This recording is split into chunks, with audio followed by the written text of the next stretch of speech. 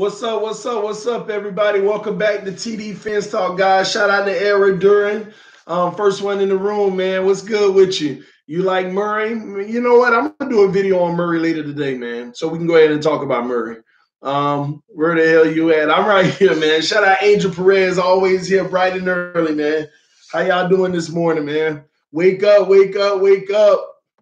Let me clear these notifications. I'm gonna give it about 30 seconds before we get started, guys. Let people come in the room. But we already got 8 in the room and only 1 like. Y'all ain't gotta be that mean to me, man. Hit that like button. 10 people in the room, only 1 like. Hit that like button. Draft Drew Lock. What's up, Jose? Man, when I do the video on Kyler Murray, I might do it Kyler Murray and Drew Lock and show some footage, or I'll just do one at a time. We'll see, man.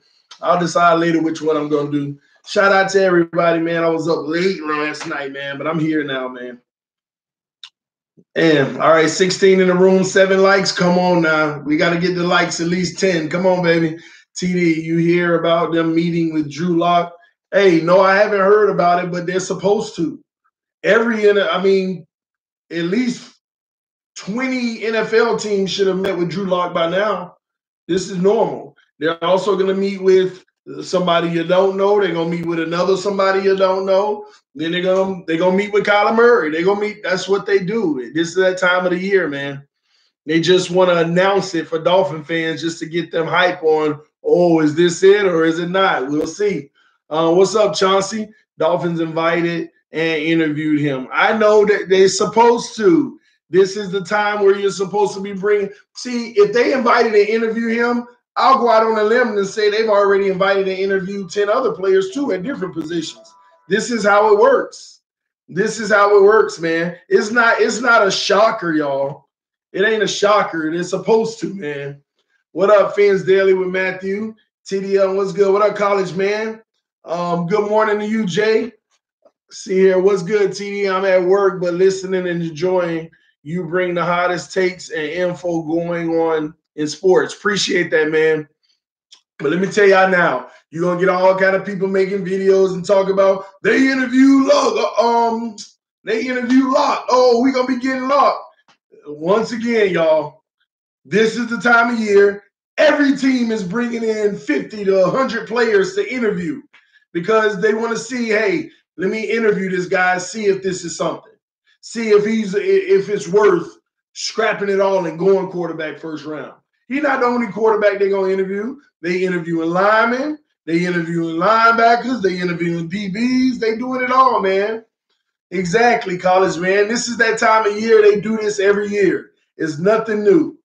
They're going to throw out 30 names they interview, and the crazy thing is they may not even take any of them. That's what's crazy, man. I remember they did the same thing with Mayfield. This is a part of the season. But watch. You see all these videos on YouTube. They interview Lock today. He's one of the top priorities for Miami. All that extra stuff, man. Y'all learn how to read through the fluff. But a lot of y'all don't know the ins and outs about organizations and football. Y'all just love football. But over here, we're going to do whatever we can to educate y'all. I learn every day. Even me, myself, I learn every day. But what I do know, I'm glad I can share it with y'all, man. They're going to interview plenty of folks. Man, they're probably going to interview over 300 players, literally. Whether it's here, at their college campus, at their homes, they're going to interview over 300 players, man.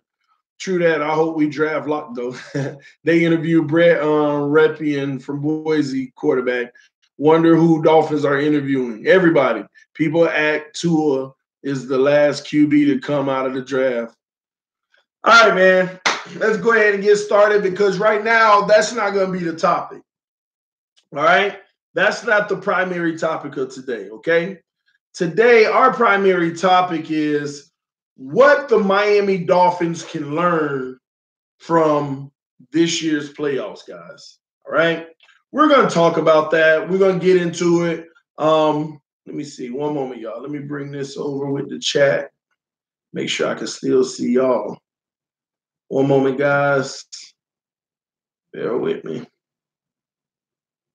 I'm just getting my screens together, man. But listen, we're going to talk about what the Miami Dolphins can learn from this year's draft, okay? I mean, not the draft, but this year's playoffs, okay? There's a lot of things that happen in this year's playoffs, all right? But you know what I focus on mainly whenever I look at playoffs like that? Well, first of all, this has been the best playoffs that I have ever seen since being a football fan. That's just the truth from my perspective. This is the best playoffs that since I've been a football fan, since I've been born and watching football, this is the most competitive, exciting football playoffs that there has ever been. And unfortunately, my Miami Dolphins weren't able to join the party. But it has still been the best, most competitive playoffs that we have ever had, all right? But what I look at mainly is, what can the Miami Dolphins learn from it? So I sat back and I evaluated the playoffs as a whole, and I started to think to myself, look at all of these franchises. All of these franchises that have their own dramas, they have their own storylines, they have their own scandals, they have their own things that they just pretty much been through. But at the end of the day, no matter what they've been through, it still got them to the playoffs. But then I also look at all the teams and I say, wow, they're all, like a lot of them they're constructed so differently. They're constructed so differently. They're differently constructed, just point blank. And like majority of them all have their own unique identity that got them there. That literally got them there. So I started to say, is anybody close to Miami to look at what they did to get there? And I'll scratch that. Then I said, what about the personnel? What about the teams that they put together? How does that relate to the Miami Dolphins? So I started going through it, guys. And what I'm going to do, I was going through it in my head. I had no facts to back it up. I was just mentally going through it, freestyling in my mind. And I said, you know what? I'm going to talk about this today, and I'm going to actually deliver it with everybody at the same time. And I want to start with Wild Card Week, right?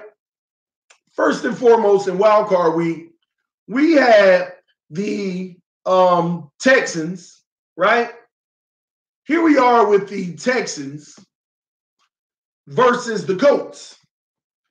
And I look at those two teams and I say, the Texans got beat 21-7 by the Colts in Wild Card Week. Who was the better team? And I'm thinking, okay, we know the Colts were the better team because they won 21-7.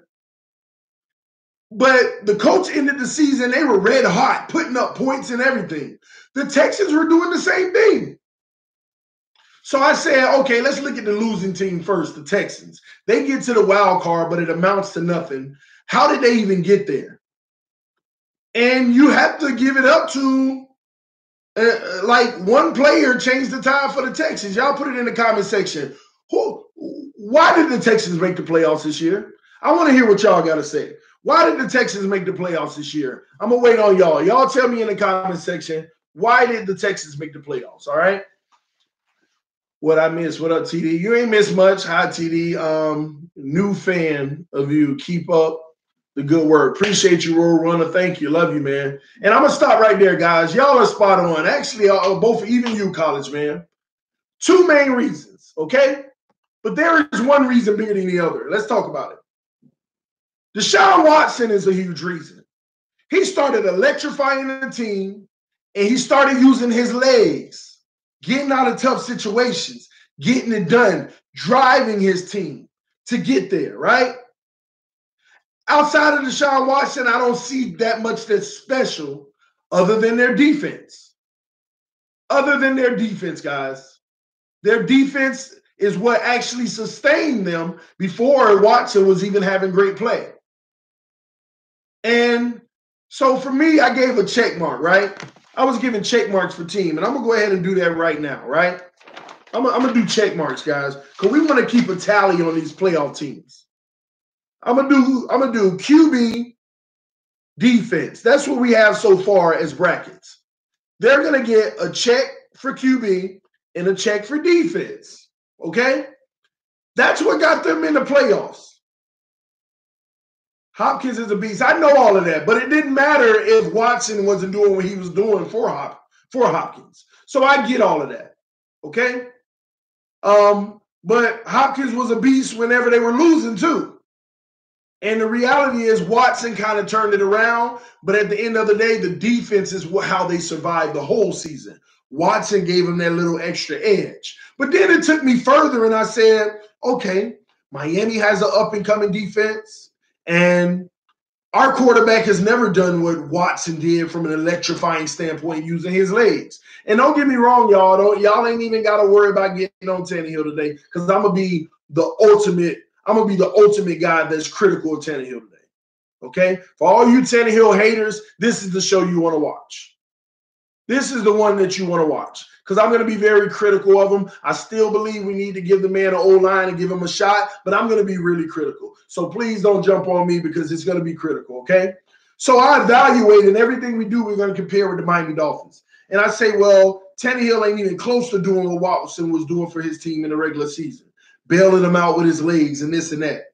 But then it came to the point for me, it was like, but all of that was good for the regular season. But when it came to the playoffs, no mas. No way. It's not flying. Watson was a no-show. All of that running stuff and all of those type of things, it didn't matter. It didn't matter at all. They shut him down. And it's like, it's crazy how what got you there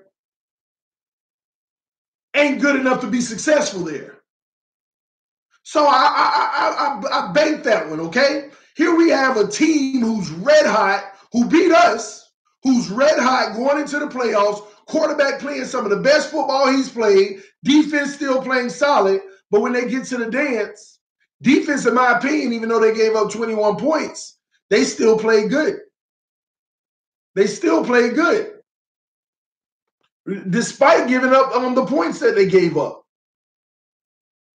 So for me, it was like, I can't compare them to Miami because all that what helped them get there is no good in the playoffs. The defense was good, but it still wasn't enough because in the playoffs, when you play in the best teams in the NFL, and this was only the wild card round, so you weren't even playing the best. All of that didn't matter. It just didn't matter. So it helped me realize everybody said, hey, we need a quarterback like Deshaun Watson. And I'm like, does it matter? We can have a defense just as good as the Texans. But if we have a quarterback like Deshaun Watson, will it really matter? You know? So it helped me evaluate that. And this is opportunities for Miami to learn. Is this what we're trying to build? And this ain't about Tannehill. Because today, on today's show, we're going to assume that Tannehill is cut yesterday. Just for I don't want to argue today about that. We're going to assume Tannehill was cut yesterday, guys. But talking about the new quarterback that we're bringing in, do we need a guy like Watson? Is that good enough to get it done in the Super Bowl, to get to the Super Bowl? And I'm going to check with you all throughout this show. I want to hear from you all. Do we need a guy like Watson? I know, and some of y'all may say, hey, he's still an upgrade from Tannehill. This ain't about Tannehill. Because if we can get better, we want better. So let's talk about it. Do we want a guy like Watson?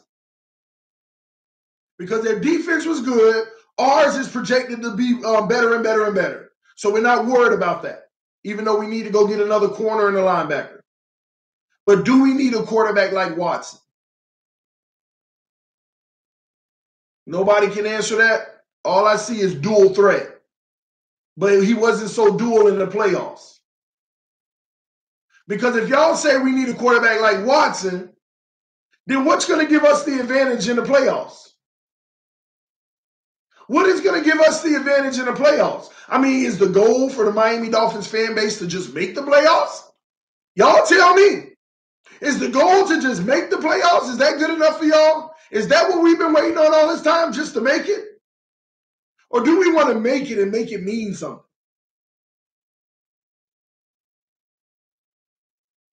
Bree, you crazy, man. But that's what I evaluated from it. And then I looked at the Colts. They are victors in a wild card round. And I look at what got the Colts. And y'all can, and I want to hear from y'all in the comment section. What allowed the Colts, one, to make the playoffs, and not only make the playoffs, win their first round in the wild card? And I want to hear from y'all. So I evaluated that myself. And I said, okay, the Colts, let's look at a little bit of their history. They didn't have the greatest O-line when Andrew Luck came in. Then their quarterback goes down and get hurt. And their organization at the top made a decision and said, if we believe in Andrew Luck as our true future, then we need to protect him at all costs. They put all their money and draft picks on that O-line. And they got him one of the best O-lines in the NFL to protect the asset that they believed in. And that's what helped them flourish. People will say Andrew Luck. And yes, he did his part. But it was more the offensive line. The offensive line. And I look at them and I compare them to the Dolphins and I say, they got a good defense. Ours is up and coming. I think our defense is going to be fine in the near future. So I'm not worried about that. But what else set them apart? Could it have been their defense alone? No. Because their offense put up a lot of points this year. And what was the main thing in their offense? It wasn't Andrew Luck. It was the O-line. Creating time for because Andrew Luck ain't mobile at all. He's not a Watson. He's not a Watson. He doesn't have that dual threat. You know that dual threat? People say we need a dual threat quarterback. He doesn't have a dual threat. But you know what? He's a pocket quarterback who led them to the playoffs and won in the first round. Who gets the credit? The O-line. Of course, to me, the front office, but the O-line. So I say, okay, we finally have something we can take from another team in the playoffs. The Colts did it the right way, especially with our current quarterback's injury problems. And remember, we're not talking about Tannehill. We're going to act like we're going to get Locke or Kyler Murray, whatever y'all want. We're going to act like we're going to get him. So what should the Dolphins learn from that if we're going to be getting a new quarterback? What should we learn from that? That if you get the O-line and you believe in your quarterback, you can get to the playoffs because your defense will be on par with the Texans, on par with the Colts.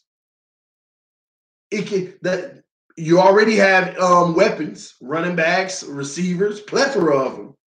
So I said, okay, that tells me right there, O-line. O-line. For the Colts, I gave them a check on O-line. And it got them a first-round win. And then I kept moving, right? And we're not going to stay on it too long, y'all. Anthony Costanzo, a good, nice tackle. More than nice, Bree. I don't even know if he made the Pro Bowl or not. But more than nice. More than nice. But we're going to keep moving on for time's sake, guys. So that was the first game I said, how can the Dolphins learn? And out of that game, the only thing that we learned from was you can always benefit from a great O-line. And that dual threat quarterback may not be the answer. Maybe that's not where it is. And then I said, but I'm not going to make that conclusion yet, but even though we're going to end up making that conclusion as we go through the games.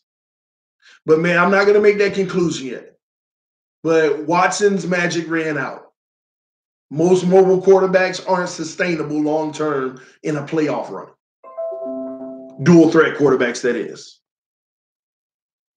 All right? Now, then I go to the Seahawks versus Cowboys game. And I say, which team lost? The Seahawks lost. Okay. Then what made them good enough? What made them good enough to get to the playoffs? What made them good enough to just get to the playoffs? And I evaluate their team and their history. And one thing that they've always had is a good defense. See, there's a common theme in all of this, y'all. Good defenses. People say that defenses aren't playing well in these playoffs. You got to also realize they're going against the best competition, but these games can be so much worse. Y'all notice almost every playoff game has been close except the Patriots-Chargers? Except the Patriots' last game, not the Chiefs, the one before.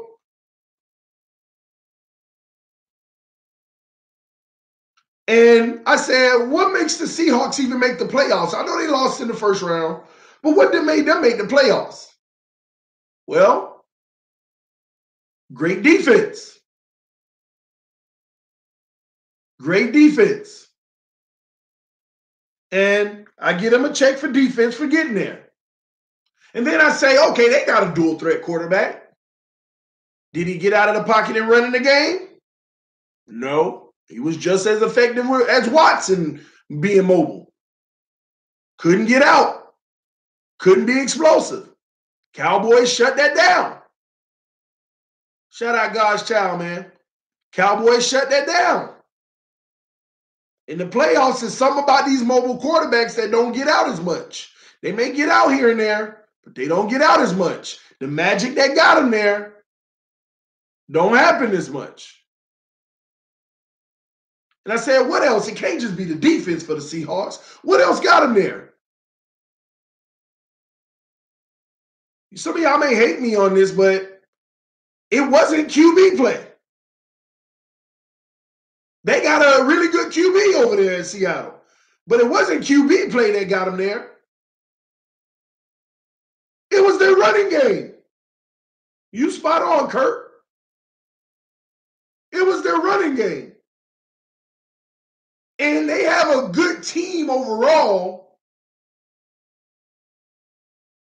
but it still wasn't enough. And Bree, you just said it, bro. You probably hit it right on the head. A weak NFC West got them there too. You just hit it on the head. So I couldn't give him a check for QB. He's a great QB. Not elite, even though we argue that with some of y'all. He's a great QB, but he didn't get him there.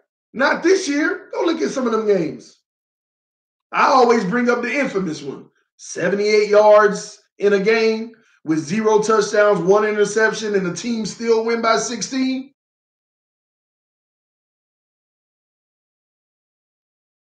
Their defense and run game carried them there. Defense and run game. In a weak division. Weak division. And I said, we can't take Seattle's identity because even when they won a Super Bowl, they had the best defense in football. I don't think anybody is arguing that. The best defense in football.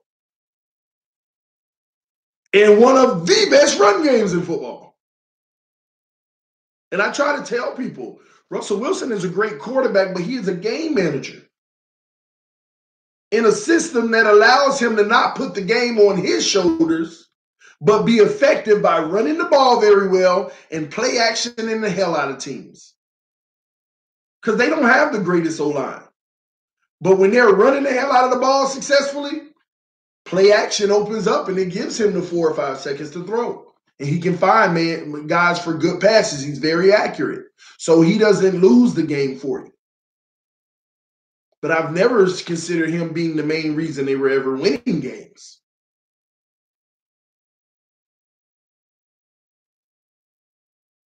So this year, their defense really carried them, y'all, in a weak division.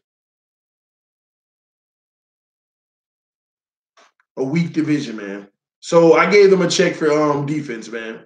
But then I go over to the Cowboys and I say, what made this team make the playoffs and win in the first round? What can the Dolphins learn from them? And I'm going to be honest with y'all. I felt like the Dolphins, the Cowboys were the third best team that the Dolphins could learn from. Third best team the Dolphins could learn from.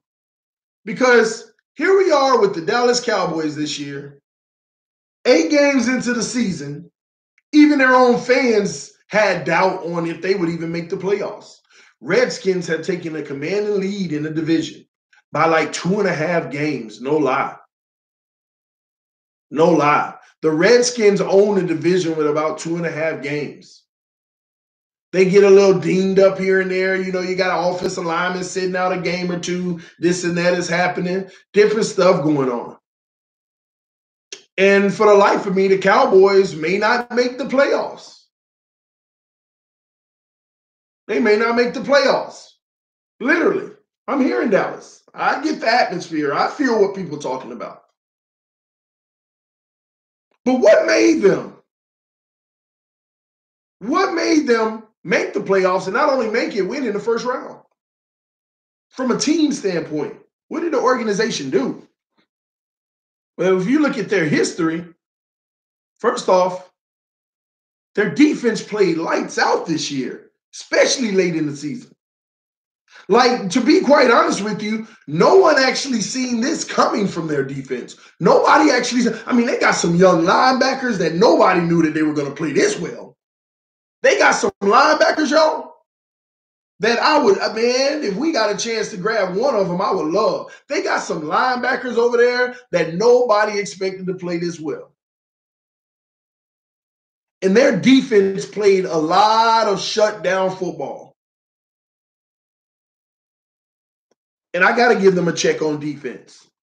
That was the biggest reason they got to the playoffs. Also, their offensive line, after they were scared that they would even be able to re-sign Zach Martin, offensive lineman. That was a huge debacle, but they end up inking a deal with him. In the offensive line, people can say what they want. Dallas O-line ain't as good as people think. Listen, man, they got one of the best O-lines in football. I don't care how you look at it. They have one of the best O-lines in football. And that O-line allows Ezekiel Elliott to have a successful season. It allowed a quarterback in Dak Prescott. See, I can't give them a check for quarterback, y'all. Because let me tell y'all, Dak Prescott rookie year, everybody thought he was going to be the next Troy Aikman. And I kept telling people, slow down before you call him the next Troy Aikman. Let's see him in a situation. Same thing, the same way I talk about Mahomes today, y'all. See, I'm not just biased to Mahomes. I keep trying to tell y'all, I did the same thing with Dak Prescott. I would tell Cowboy fans after that rookie year. Say it again for the people in the back. Exactly, man. His rookie year, people thought he was going to be the next Troy Aikman, man. And then his second year comes. And last year, tell me why half the city, Dak just ain't the answer, man. They just need to move on from him. We know we got Zeke. We need to get a good quarterback. They doubted this man all day. Because last year you had a few problems on the O-line with some injuries and this and that. And it didn't look the same. And then you didn't have your run game because Ezekiel was suspended for a few. Different reasons. But everything was on Dak. It was on him to carry his troops. And the conclusion out of that, I mean, Dak, I think Dak can be good if everything is around him is good, but he's just not the guy. He's just not the guy. He's just not the guy, man. Literally, this is what Cowboy Nation saying about their quarterback. And now his line gets back to being 100 again. His running back is back. Everything, he got a good defense. Everything around him is good. And they start going on a run, and I don't hear anybody anymore. I literally walked in the barbershop because the barbershop always talk about this because we had these talks in the barbershop because I live in Dallas, and they're just like, last year, I remember their energy. He's not the answer. I walk in there this year. I say, do y'all still feel that way about Dak? Well, maybe. I don't know, but he's playing better football now. I like Dak. We should sign him to the long-term deal. Man, last year, y'all wanted to get rid of him. Last year, y'all wanted to get rid of him. He's another quarterback that if you put everything around him right, he's going to be successful. And it's official at this point. Jerry Jones has confirmed it. We're keeping Dak Prescott. We're going to invest. They know what they have. They're going to invest in putting everything around him so that he can be successful. And for that, I have to say kudos to the Cowboys. They don't get a check for QB, but they know he's not going to kill them in a game. He's not going to be the reason they lose, but he's also not going to be the reason they win. So I say we can learn from that. If we bring in this new quarterback, we need to make sure that we put everything around him so that he can be successful. I'm tired of people wanting a new quarterback to, once again, I keep preaching this to y'all. I'm tired of people wanting a quarterback that can mask other deficiencies we have. You shouldn't want a quarterback that can mask your deficiencies. The reason why you shouldn't want that, because if that quarterback goes down, now you got two huge deficiencies.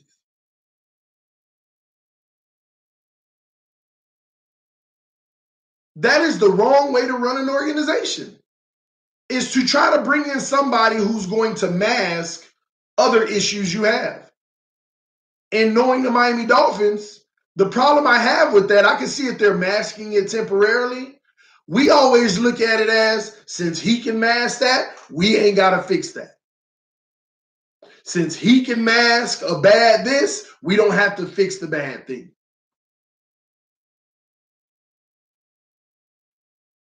It kills me. It kills me, man. So that's what I learned from the Cowboys.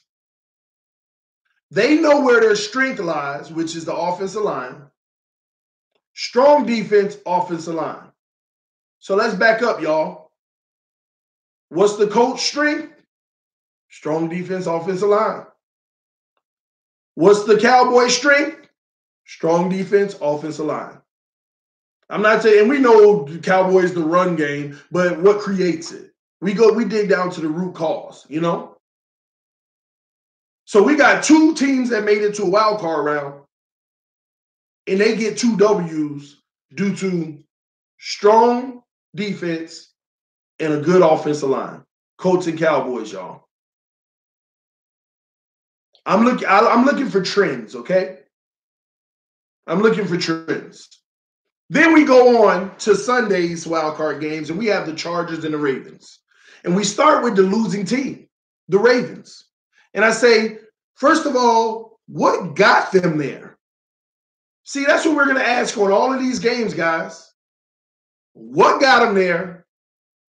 And whatever, if they won or lost, why in the playoffs? And did what got them there keep them there? Chargers and Ravens. The Ravens are the losers. They went home first. We'll talk about them. What got the Ravens in the playoffs this year? Y'all put it in the comment section. Put it in the comments. Say, what got the Ravens in the playoffs this year, y'all? Ravens in 2000 didn't have a good QB, yet they have a good O-line and defense and won a Super Bowl. Yankee Louver, make sure you bring that up at the end of this chat, at the end of this stream, because we're gonna break this down and see where the correlations are. So what got the Ravens in the playoffs, y'all? Let me see what y'all say. Defense and mobile QB, okay? TD fans up, defense got them there, okay. Let me tell y'all what got them there. First and foremost, we're going to go ahead and automatically give them a check on defense, okay? We're going to give them a check on defense. They had a great defense. Was it elite as it was back in the day? I don't believe so. Y'all may disagree, but it was a really good defense. And their mobile quarterback reminds me of the Colts-Texans game, Deshaun Watson. But this time we got Jackson. Do y'all remember how many yards Lamar Jackson had in 3 quarters of the wild card game? Passing yards. Please, somebody put in the comment section, how many passing yards did Lamar Jackson have in that game? In the first playoff game, he couldn't use his feet. He was non-existent running the ball because I'm trying to teach y'all all that running don't fly in the playoffs. You playing some of the best defenses. Look at this. It's a shame that y'all don't remember. Breon say 57. Somebody said less than 100. Somebody said 67. I want y'all to go look it up. The man had 6 yards. Y'all forgot about my rant. Oh, TD, you said you was going to come into this whole conversation calm. You say you're going to be calm about this whole conversation, but it's touching you in your heart because people were saying we want Lamar Jackson in Miami. The man threw for 6 yards in 3 quarters. Lamar Jackson, 6 yards. 6 yards. It's ridiculous. Got to get off my soapbox, man. Let me stop. But listen, he was non-existent. He got all his game time yards and trash time in the 4th quarter. And it almost actually looked like it was getting decent, like they were coming back. Almost looked decent, like they were coming back. They were talking about benching him at halftime for Flacco. Do y'all all remember this? They were talking about benching him at halftime for Flacco. Literally. Benching him. Mobile quarterback. Do y'all see the common theme here? I don't care that he's a rookie. Why do people keep saying he's a rookie? Does that matter in the NFL? It don't matter that you're a rookie. It does not matter that you're a rookie. 6 yards? I could have had 10 yards. I feel y'all would be disrespecting TD, who is so out of shape. I'm getting in shape. Who is so out of shape if you say that I couldn't get 10 yards passing in that game.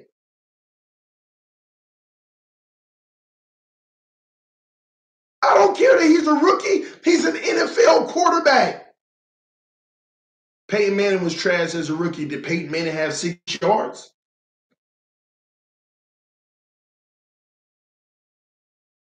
Did Peyton Manning have 6 yards? Let me see if I can pull this up, man. Show y'all. Oh, man, I ain't on that other platform where y'all can see my screen. Man, I should have did this stream on that platform so y'all could have saw.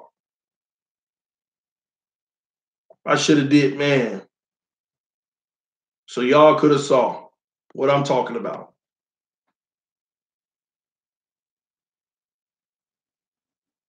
Come on, man. He's a running quarterback, okay? He's a running quarterback. All right? A running quarterback. Do y'all see the common theme here? Do y'all see the common theme that we're starting to see in the first round of the playoffs? Let me bring it up, y'all.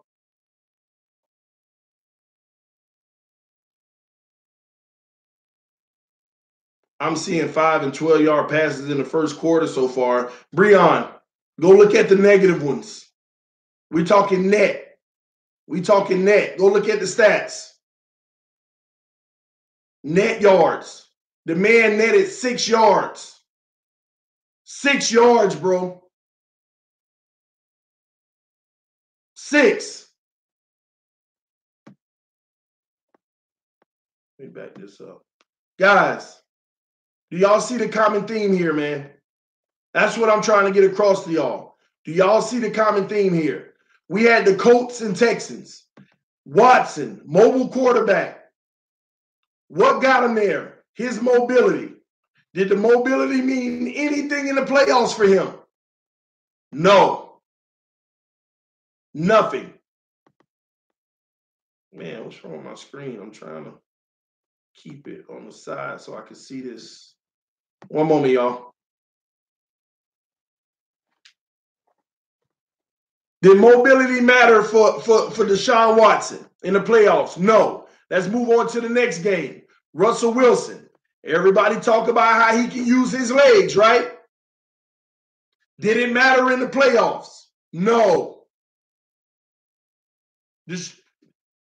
Jackson. Everybody talk about how he can use his legs. Did it matter in the playoffs? No. Dak is mobile, but Dak wasn't the strength for his team. We're talking about what got him there. Dak's mobility didn't get them to the playoffs. It may have helped here and there, but it didn't get them to the playoffs. Deshaun Watson, his mobility helped get them to the playoffs. So the teams whose mobility helped them get to the playoffs, it didn't do nothing for them in the playoffs. Dak Prescott's mobility didn't help them get to the playoffs. It was the defense and the O-line creating all them run lanes. And to be quite fair, Dak Prescott had a much more effective passing year than running year this year. Come on, man. Cam Newton a few years back got them to Super Bowl. Y'all, let Skaggs production know. Did Cam Newton literally have, and we're talking about playoffs now. We ain't talking about all the regular season. Did Cam Newton not have a good defense, y'all? Come on, man, Skaggs. Cam Newton's running wasn't the only reason, man. And we're talking about game schemes. We're talking about literally. He ain't, first of all, let's be straight about something. Cam Newton ain't the same mobile quarterback that Deshaun Watson, that Jackson are. He's not the same rushing quarterback like that. These guys are so much more skillful as far as running. So much more skillful than Cam Newton. Oh, okay, I see Jackson had a bunch of sacks for negative yards, and that's what bumped him down. But outside of that 5-yard and 12-yard completion you talk about, Bree, I'm pretty sure you still couldn't find many more. You probably, out of the first 3 quarters, saw 2 more or 3 more completions.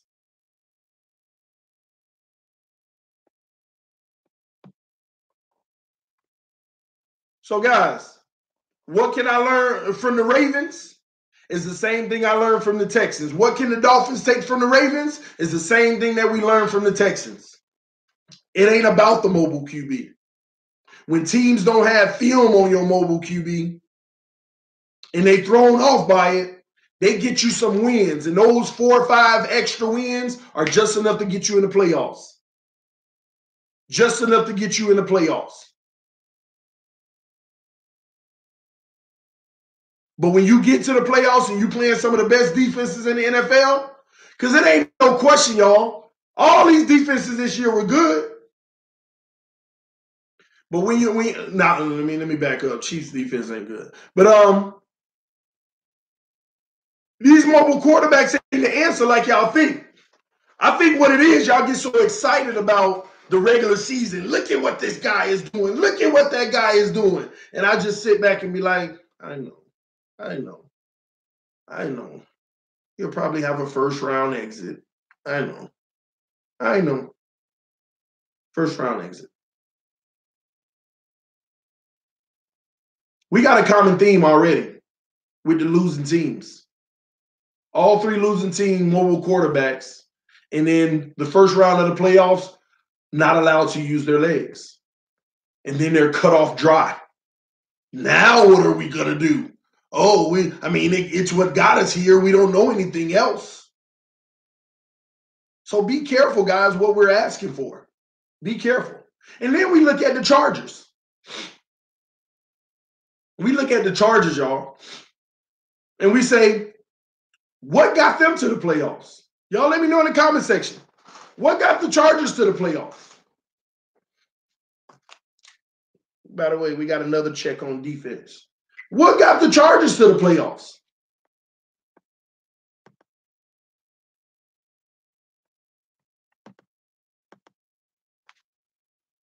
Running the ball. Luck. Andrew. Oh, luck. We are not on those teams. Them funk, man. What are you talking about? Running the ball. They got lucky.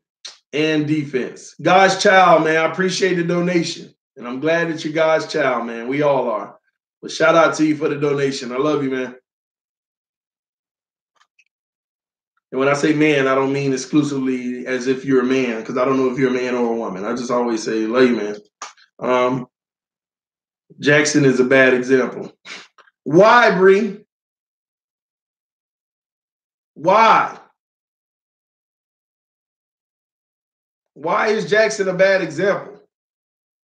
Rivers and his receivers. Some people say, look, let me tell y'all what got the Chargers to the playoffs. First of all, their QB play and his weapons. QB play and their weapons. Their defense, see, that's a shootout team. Chargers are always, let me tell y'all why I knew Chargers weren't going to win in the second round. When everybody said, I like the Chargers, you're wrong, TD. Chargers going to win. Let me tell you why I knew they weren't going to win. They're a shootout team. I keep trying to tell people, you can't be a team that lives by and die by. In the NFL, you cannot be a team that lives by and die by, because you're always going to die eventually. The Chargers for the last 10 years have adopted this culture of live by, die by. If we're good at that, we're just going to do that. Don't worry about everything else. And I told y'all, I said the Chargers do this every other year. Not every year, but every other year they do this. And that's why I told y'all they're not going to win next week. I told y'all that week. I said they're not going to win. They do this every year, every other year. They're going to live by what they're good at and die by it too. Because they don't have the overall great team.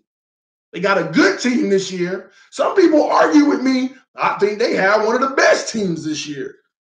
They live and die. They live and die by Phillip Rivers. I'm saying Phillip Rivers. Mine just shot a blank. They live and die by the quarterback. They live and die by it. Gunslinging. Shot after shot after shot. 2 or 3 big ones in the game, we got the W. But when you get in the playoffs and you play these real defenses, you might even survive a wild card.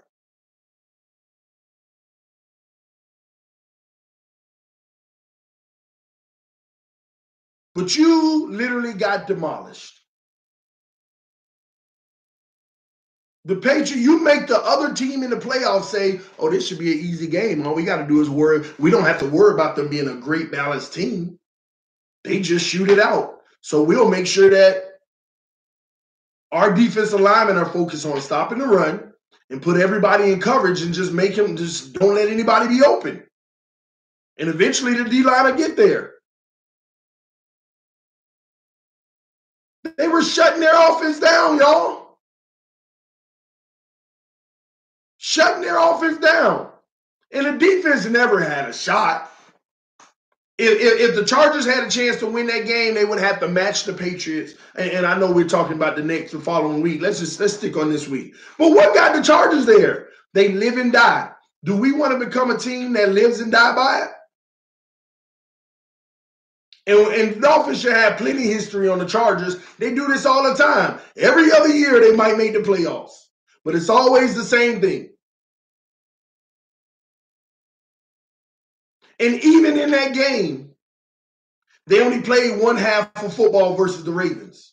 The first half is when they jumped out on the Ravens. And I said, the Ravens going to adjust at halftime, but I don't think it's going to be enough for them to come back and win. And what happened? The Ravens adjusted. They got 17 points, but it wasn't enough to catch up to the 23 that the Chargers put up. It wasn't enough. And the Chargers went ghost in the second half. You know why? You got a good Ravens defense who's going to adjust at halftime, and they almost shut them out. What, the Chargers had a field goal in the second half, and I think that's it? I think that was it. A field goal or something? I told people, I said, Chargers ain't going to do nothing for the rest of this game. And what did they do? And then I said, and this is why they're going to lose next week. This is the Chargers for you. It's what they do. 11 points. 11 to what? Zip. So they did get it. They got an early touchdown in. Hey, God's child, are you single? Y'all tripping. TDmatchmaker.com. The Chargers live and die by it, man. I knew that. The Chargers live and die by it. It's ridiculous, man. Yeah, live by it. Hold on, Breon. The Ravens ain't had no 14 at halftime. What are you talking about? Let me know what you're talking about, man. I don't think they had 14 at halftime, bro. I don't think they had 14 at halftime at all. I thought they had 0 at halftime. Matter of fact, how I remember it, the Ravens had 0. Matter of fact, what it was the Chargers, they came out in the third quarter and looked trash. Fourth quarter, they looked trash, and at the end, they got like a touchdown and a field goal or something like that. They had scored again at the end of the game. 14 in the fourth quarter. Okay, that makes sense. But I knew it, man. That's why I said they never had a chance going into the next week. And people, TD, you don't know football, man. The Chargers going to win it all, or they going to the Super Bowl. Y'all got to stop making yourself look real bad like that, man. Come on, man. I'm fixing my screen again. And then the last game of the wild card round. So, guys, we couldn't learn nothing from the Chargers, by the way. Only thing we can learn from the Chargers is it's not all about just having a good quarterback to gunsling and just get your points. You need a good team around you, man. You need a good team around you. And then we talk about the last game of the wild card round, right? That's where we had the Eagles versus the Bears. And I said, who lost? The Bears, right? Now, this was tricky. And we all know what time it is in this one. But let's call it what it is, man. Let's call it what it is. Let's call it what it is, man. The Bears lost. But how did they get there? Whew, this is the biggest lopsided one, y'all. The Bears go 12-4. We can learn a lot from the Bears this year, and I'm going to tell y'all about it, all right? You can learn a lot from that game. The Bears were 12-4, right? Playing against the wild card Eagles who just got in the playoffs.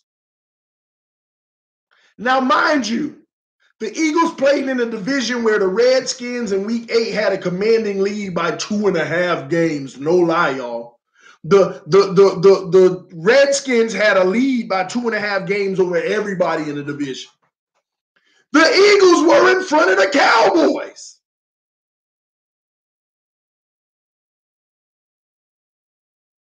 And the Cowboys were third in the division halfway in the season. Redskins get one major injury. Y'all know what position that major injury was for the Redskins? Put it in the comment section. Put it in the comment section, y'all.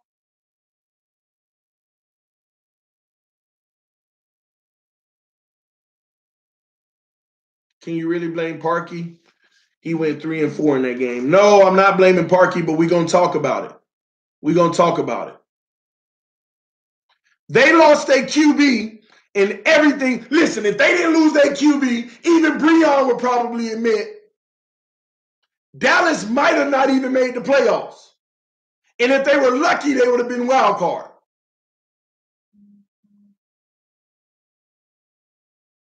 And that also shows you, quarterback goes out, that's why you can't put all your stock in the quarterback. The rest of your team ain't good enough. But you got teams out here that don't won Super Bowls without a great QB. Yeah, of course you're going to say that, Bree. But literally, man, the Eagles make it in. They quarterback go out, the whole NFC East shifts. Cowboys take the division. Eagles make it in as a wild card. And the Bears go 12-4. Do you know how much work they had to put in to go 12-4? And to add insult to injury, the Miami Dolphins beat them in overtime. Truth is, they could have been 13-3. We had some beautiful stuff happen for us in that game. But the Bears, that type of record, 12-4, you're considered one of the superior teams. But you go out in a wild card game. Why did the Bears lose that game, y'all? No. First of all, let's back up. What got the Bears there? Don't talk about why they lost it. What got the Bears to even make the playoffs? 12 wins. How did they get there? Because remember, that's what we're discussing here. How does these playoff teams get in the playoffs? So far, every single team that we have on here, except the Chargers, I didn't mark it because it wasn't glaring. And the biggest thing we got so far is defense. Defense. Biggest thing we got so far on here is defense. And the Bears got there, another check, because they had a really good defense this year. Not only did they have a good defense this year, they ran the ball very well. Running game and defense. Spot on, Paul. They ran the ball very well. Was it their quarterback? Was he the reason they got there?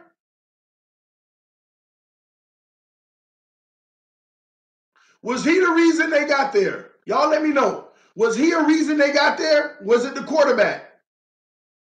Paul Webster said no. Anybody else?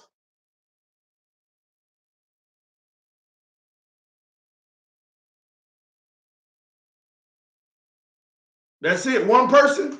Because y'all don't know then about the Bears. Y'all don't know about the Bears. Trubisky all day. We got another one. Said that's a yes to me. That's a yes to me. Average QB play. That's where I land. The Bears 12-4 with average QB play. I'll even go out on a limb and say I'm not going to put Trubisky as average. I'm going to put him at the top of the average mediocre guys. Somewhere up there. We know he's not elite. Nor is he great. Because you got elite, you got great, you got good, you got average, middle of the road, and everything else.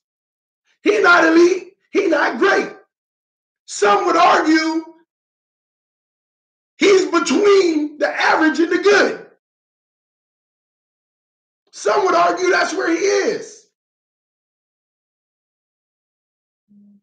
Some would argue that.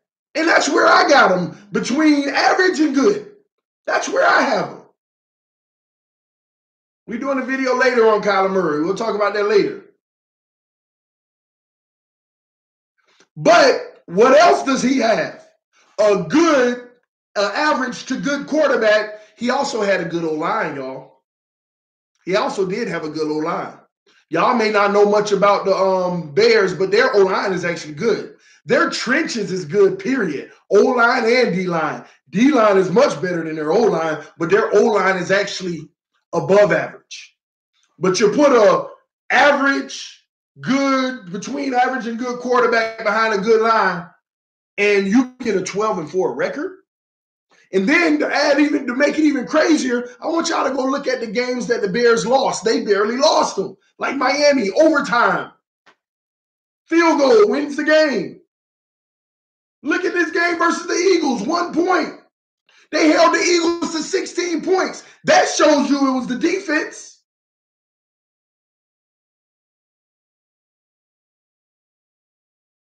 Scored 16 points to win the game. That shows you they got a defense. Look at the Bears division, TD. They had to play the Patriots. They had to play us. Look at their division, but at the end of the day, they had out-of-division games that were tough too. Matter of fact, the Bears played so many game of the weeks because it was always a tough game. Forget their division. Forget their division. They had some tough out-of-division games. Some really tough out-of-division games this year. They lost to our division twice. Who are those two teams? Who are those two teams? You got to look at it that way too. I don't care what division you in. You 12-4, you played good football.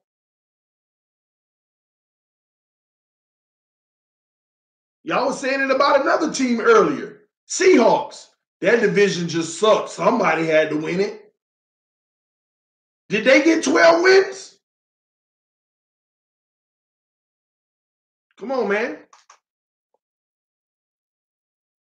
I can learn from the Bears. But they also, just like the Chargers, they get there every other year and do something like that. And it doesn't work for them in the playoffs. What went wrong for them in the playoffs? What went wrong for them in the playoffs?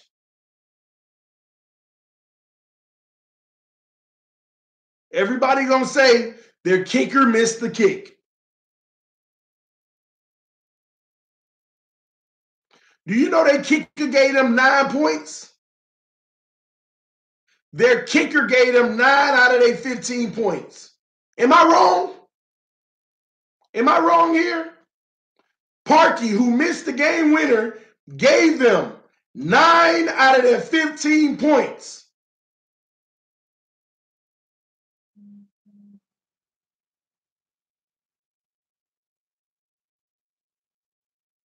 And why did they lose, man? Did the offensive line hold up in that game? I thought they did. But when I watched the game, the Eagles had a good scheme on them defensively. Couldn't do nothing. Couldn't do anything. I didn't blame the Bears kicker. I said he gave them 9 out of the 15 points. You're a 12-win team. It shouldn't even came to your kicker trying to make it at the end. You hold another team to 16, and you're a 12-4 team?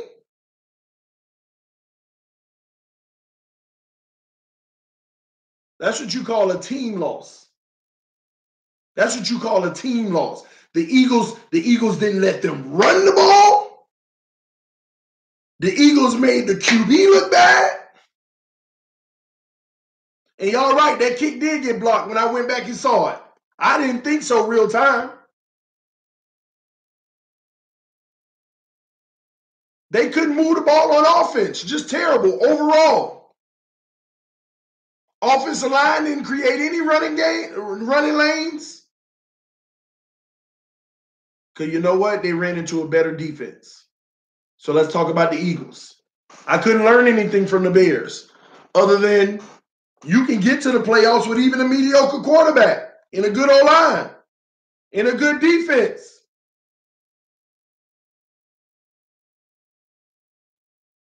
But they are the main ones that you should see. You need a good team overall. One moment, y'all. Hold on. Hello? I'm live. All right. Call me when you're next. Bye. Love you. All right. Bears O-line was trash, bro. What are you saying? You mean in that game, right? I know you're not talking about the whole season. I know you're not talking about the whole season. In that game, yes. That's why I ain't give him a check. But the common theme so far has been defense.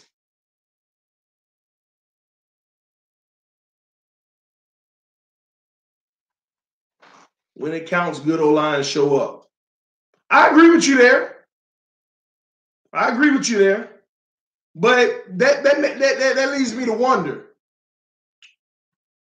If he ain't got a great O-line and they just okay, or they not even good, and they got a good to mediocre quarterback, you see that, y'all? They ain't even got the best. I mean, they O-line. So I mean, leap years better than the Dolphins O-line was with the injuries this year. After the injuries, leap years. But that makes me wonder, them folks. You mean to tell me? O-line didn't play well? They couldn't run the ball at all. A defense played well. Then what was it? QB didn't do enough. He didn't do enough. But I want to ask y'all, I don't even know if y'all watched the game. I watched every game. Could he have done more? I know y'all gonna say yes, but if you watch the game, well, he was gonna throw to cover people. I mean, I saw the man back there with less time to throw, but then whenever he did, nobody opened. This was one of those battle games. Any little mistake.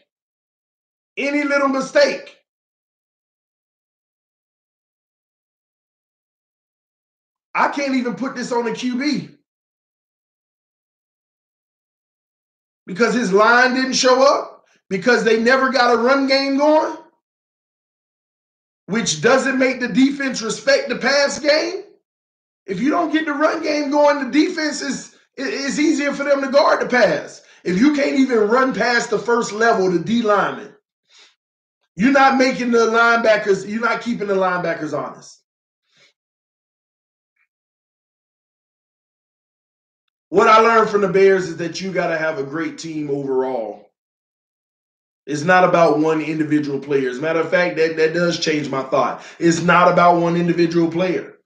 You just have to have a good team overall. A good team with good chemistry. But then I say the Eagles. We're back to the Eagles, guys. How did they get there? How did the Eagles get there? First of all, they were the Super Bowl champs.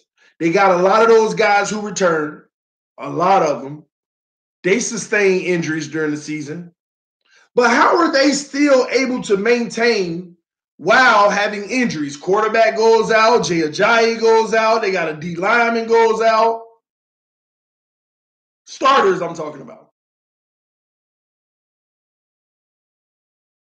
What you can learn from the Eagles is the importance of having depth. And not just regular any old depth. We talking about quality depth.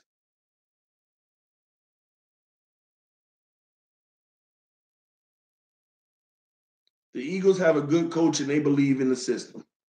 I agree. Can y'all name me who are the superstars on the Eagles roster that played? What up, D-Wade? Welcome, man.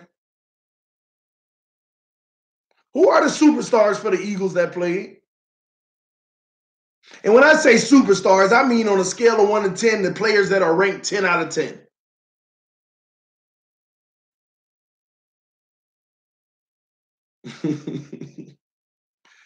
Flash Zim, you got the same mind that I have right now. Hey, Dwayne, we ain't talking about who could be. We want to know who is the 10 out of 10. Top 3 in the NFL in their position. That's how I rank 10 out of 10s.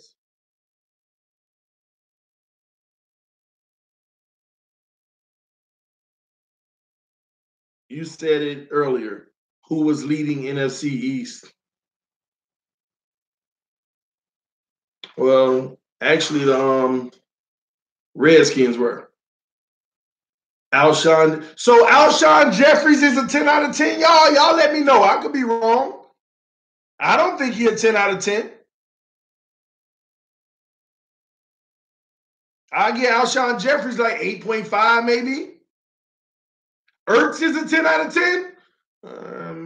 Well, Ertz is. I respect Ertz. I don't know about 10 out of 10, but he's close.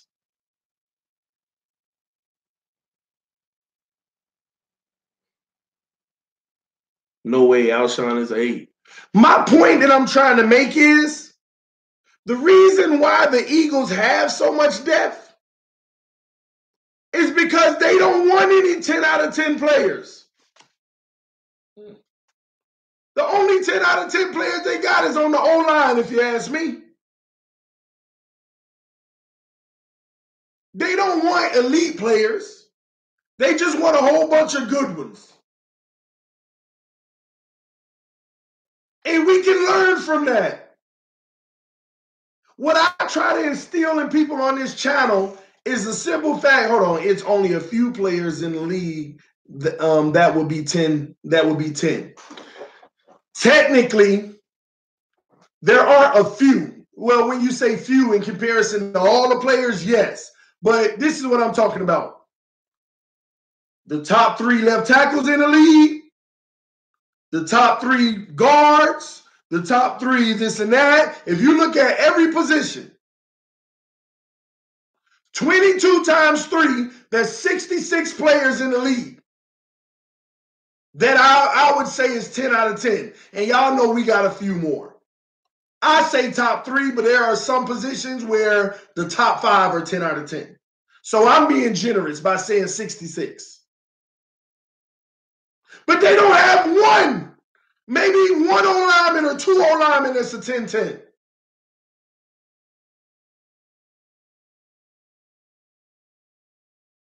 And I ain't talking about their career. I'm talking about today, what they rank. I'm not talking about somebody that has done it so long and they're a certified Hall of Famer. Are they a 10 out of 10 today? That's what I'm talking about. That's what I'm talking about. We can learn from that. And the reason why I bring it up, because I don't know what y'all point is of there's a few players in the league. I mean, you act like there's many. I think that's what you're trying to say. No. What I'm trying to say is, do you notice the most successful teams on their whole roster, they don't have more than like 1 or 2 10 out of 10s? Maybe 1. But what does the Miami Dolphins want to do every year? Oh, we need Sue. We need Antonio Brown. Bring in Le'Veon Bell. Blah, blah, blah, blah, blah. Do you know why these other teams win? Because they don't have 10 out of 10s. You know why? When you pay a 10 out of 10, 10 out of 10 money, you're hurting some other position. That's what people can't wrap in their brain, and it gets to me for the life of me. When TD say, no, I don't want that great player. What is wrong with you? You stupid, man. You don't know football. Why wouldn't you want the best, this and that? Because if we're going to pay this guy that kind of money, that means we can't have great this or that. And somebody had the nerve to tell me the other day, see, this is what I'm talking about. Look at Sue going to a Super Bowl. Sue is going to a Super Bowl. We were paying Sue almost $30 million. The Rams got him for 16. Do y'all not understand that? Why couldn't we build a team like this for Sue? Because when you paying Sue almost $30 million, If the Rams were paying Sue $30 million, they couldn't have Gurley and Anderson. They couldn't have a two-headed monster. So when Gurley not looking good or he's hurt, Anderson ain't there to do the running that he did. Saints in the Super Bowl. Do y'all get that? Do y'all get that? This is what I be trying to preach to people. But when we talk about players, they call me stupid. But they want to always ignore the money. Pay the guy. I don't care how much it costs. Pay him. Okay, and then when the season starts, even if that guy gives you what you wanted from him, great production, even if he gives it, now you complaining about why we ain't got another corner over there that's good. That's the reason we lost. Oh, there go a corner, pay the guy. Now we pay the corner. And then you wonder, man, why we ain't got no run game? We need Le'Veon Bell. All right, Le'Veon Bell right there. Now we pay Le'Veon Bell. Oh, why we ain't got no good linebackers? They can't never stop the run. Then we go get a good linebacker. Then it's, oh, we need to re-sign soon.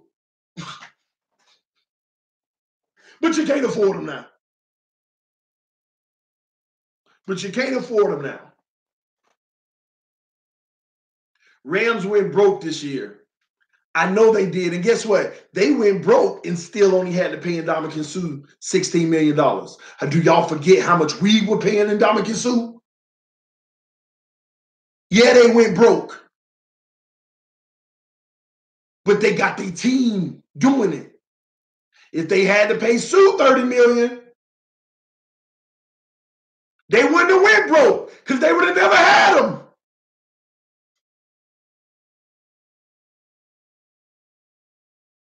And what teams have been winning the Super Bowl? Eagles won it. They don't have 10s. They wasn't going for 10s. They took 2 8s for a 10. They took a 7 and an 8 for a different 10. Maybe somewhere on the roster they took a 6 and a 9 for instead of the 10 guy. That's how the money works. That's why I keep telling y'all, the receivers we got on our roster right now, good enough. They can get the job done. I tell you what, if Brady had our receiving core, he'd be even nastier. You cannot sit here and tell me our receiving core ain't more explosive than the Patriots receiving core. More speed, more athletic. Maybe not as physical. Maybe not as physical. Come on, man. They didn't mess up when they paid Tannehill that money. I know it looks that way, y'all, but listen, this y'all got to understand.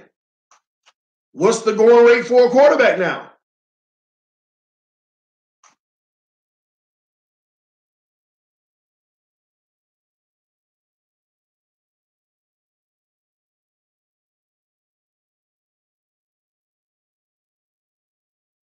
One moment, y'all.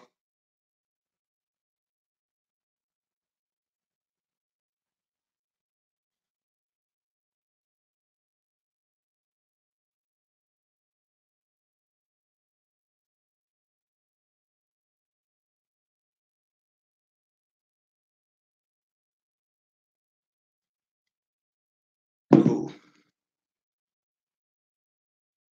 That's the going rate of a quarterback when he got his contract. That's the going rate, y'all. It's just what the price warrants. But another thing y'all can't do in salary cap, y'all can't get stuck with contracts y'all remember from 7 years ago. If Tannehill was worth it and he was signing a new deal today, it would be an average of $28 million. It's more. 20, it'll be somewhere. Well, Paul Webster, you probably even closer, 20 to 25. Do y'all know how much Tannehill deal was average per year? See, some of y'all don't even know what Tannehill average per year was. Do y'all even know what his contract was? Do y'all know? 17 per year. That wasn't too much. What world are y'all living in? The only thing some of y'all who don't know football, y'all worried about the fact that his cap hit this year is going to be like $24 million. That's what y'all looking at.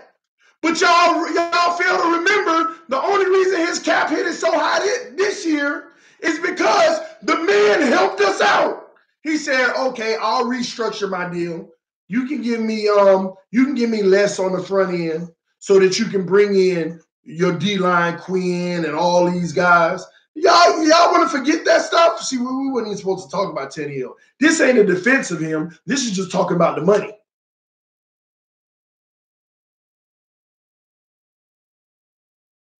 I think based on his production, 17 looks high. That's ridiculous.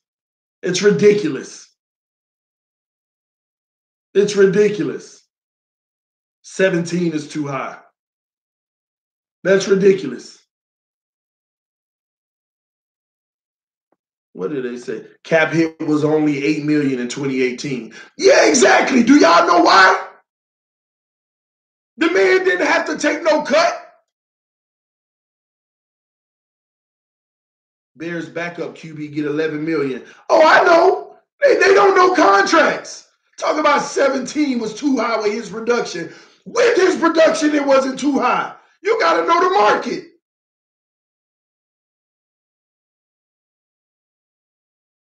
You got to know the market. I mean, a backup probably should be about 7 or 8. But yeah, they're giving him $11 million. You got to know the market, though. This man cap hit was $8 million last year. Why?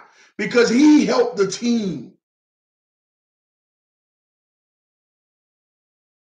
Adam Gase, I want to win now. We can. Our cap, and this and that and this. Tannehill, don't worry, I got you. Sign. Let me sign right here. We'll restructure it. He already restructured. He helped the Dolphins out and said, "I'll take my money on the back end." He the one who took the risk for the team. If it doesn't work out and y'all cut me, I took the biggest risk. You still got to pay him $8 million this year. I mean 13, but still. It's crazy. Crazy. He helped the team, man. But to say 17 is too much, you don't know the market. Do you know how many quarterbacks worse than him signed a 5-year, $100 million deal, average $20 million, plus a huge signing bonus, 60% guaranteed, that are playing worse than him?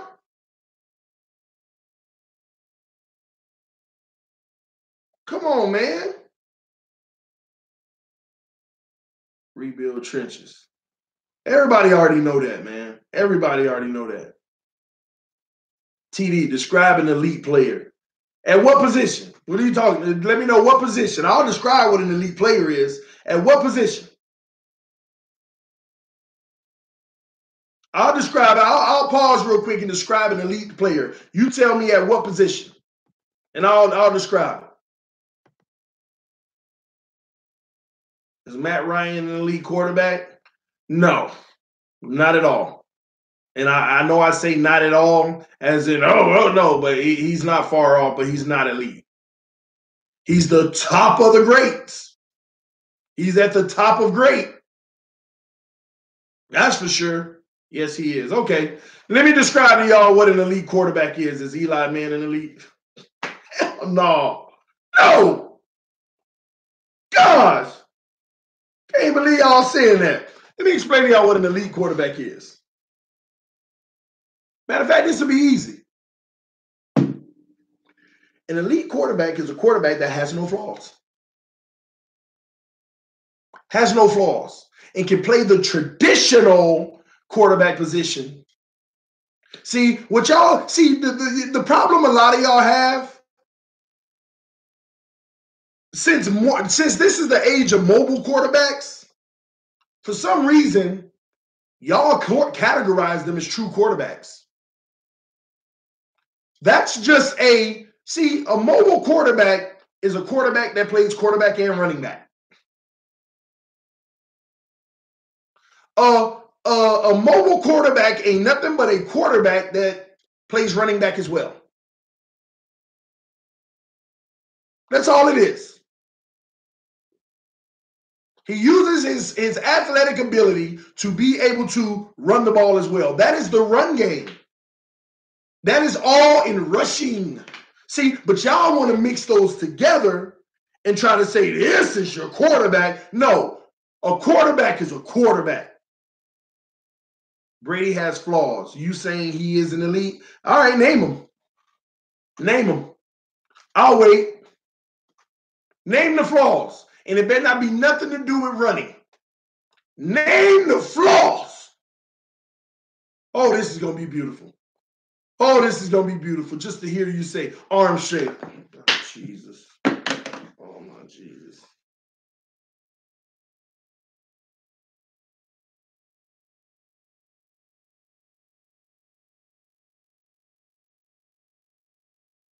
In my brain right now, I'm like, TD, should you even respond? TD, should you even respond? I'm going to ask y'all, does Tom Brady have a flaw in arm strength? Can y'all tell me? Because that's another thing. That's another thing. I ain't even talking about 41. Forget him being 41 years old. That's another thing. You can have one quarterback who could throw the ball 70 yards and another quarterback that can only throw the ball 58 yards. That don't mean it's a flaw in his arm strength. That don't mean a flaw in his arm strength. What are you talking about? I don't even know why I addressed that. Yeah, that's how he missed deep passes over the years. Do y'all hear this? Y'all hear the argument that's about to start? Hey, you can't say lack of mobility. We said when it comes to the quarterback position, don't mention nothing about running. Don't mention nothing about running. Because a mobile quarterback ain't nothing but a quarterback who can also play running back. Because them rushing yards go in a whole different category. When you look at ESPN and look at stats, it don't show up in the quarterback section. It shows up in the rushing section, his yards. So stop talking about running. And stop talking about freaking accuracy. Are y'all kidding me? 3rd and 10, 3 times in a row, in good coverage, on the money. Like, are y'all really trying to go down this road with me today? He struggles under pocket pressure. Look at him versus those old Dolphin pass rush versus Brady. So we gonna say he struggled under pocket pressure. This man don't struggle under no pocket pressure. If you open in pocket pressure, he gonna get you the ball. If you ain't open in pocket pressure, it's gonna always look like a struggle for any quarterback because that's what it is. Y'all are losing y'all mind right now to say that this man has a flaw. Goats don't have flaws.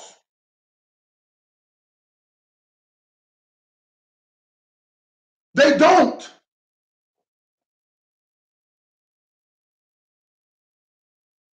I can't believe y'all saying some of this stuff y'all saying.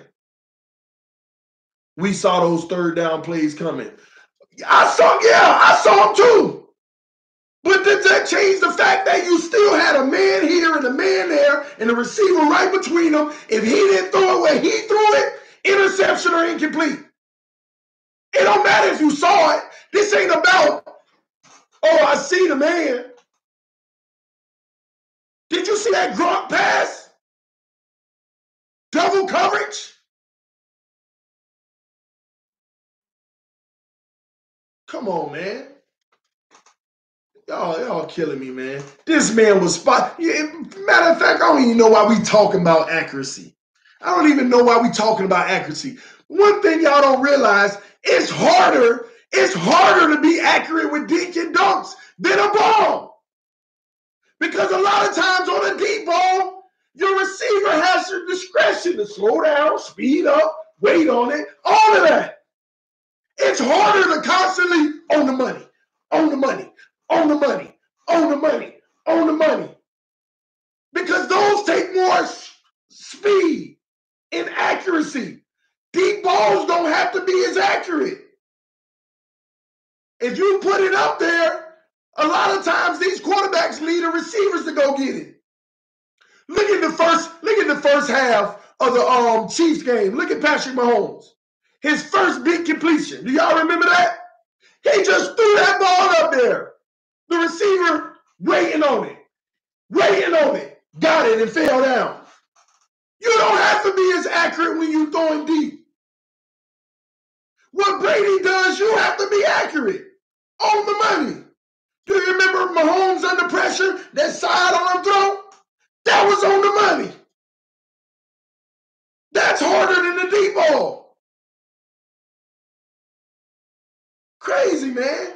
He threw that pick in the red zone. What about that one? Was he under pressure? He threw a pick in the red zone because he didn't see a guy, and you gonna say he got a flaw? What was the flaw? What was the flaw? Brady doesn't know how to read red zone defenses? Are you gonna say that? You gonna give me an isolated event? The examples I'm giving you, he's done his whole career. You're gonna give me an isolated event. Like no quarterback. Y'all trolling right now because I can't believe this.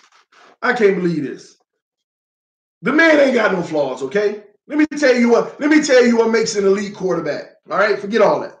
All right, to help y'all out, okay. Let me not say you got to have no flaws to be elite. Let me tell you what makes an elite quarterback. Okay? You have to be an accurate passer.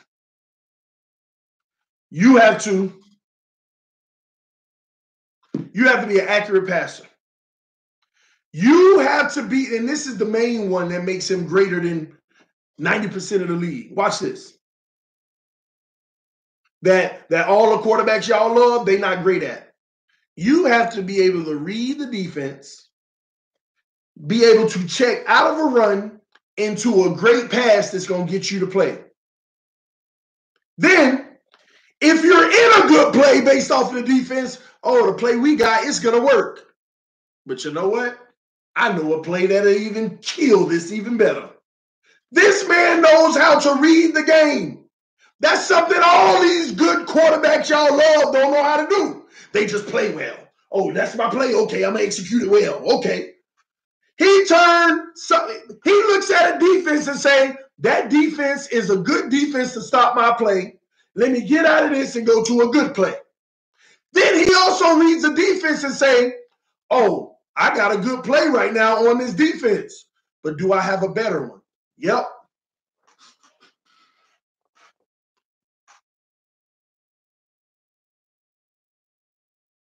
Pre-snap read is elite. I like that flash fit, Zim. You helping me. I don't know any quarterbacks doing it. Peyton Manning did it. Pre-snap reads. And I ain't talking about no coming to the line every time doing the same thing. Or, no. I'm talking about surveying the defense. You can see Brady. Look at the first thing he do when he walking up to the line of scrimmage, he looking at the defense. He already know, okay, they're in this. Matter of fact, but that looks a little off. That's weird. He'll tell the outside guy, you're going to run the same route, but I need you to come in 5 yards. He comes in, okay, the cornerback is literally shadowing him. Okay, I know what that is. That's a stunt. Or they're going to do this because he shadowed them. They're in the men's zone or whatever. He reads it all. And then he'll call him in, come over 5 yards. Oh, he's not shadowing him. He's backing up a little. Oh, no. If I send him in the flag, he ain't even going to have him. This is a zone. The linebacker going to take him. He knows based off of the moves you make. Why you think the man say, my leisure time is football watching film? Y'all ain't watched the series? Time versus Time on Facebook? Y'all ain't watch his series? Tell me if y'all watch the series in the comment section, Time versus Time. I don't know a quarterback that's doing what he's doing in all season. Tell me if you watch the series, Time versus Time. Please tell me if you watch that series.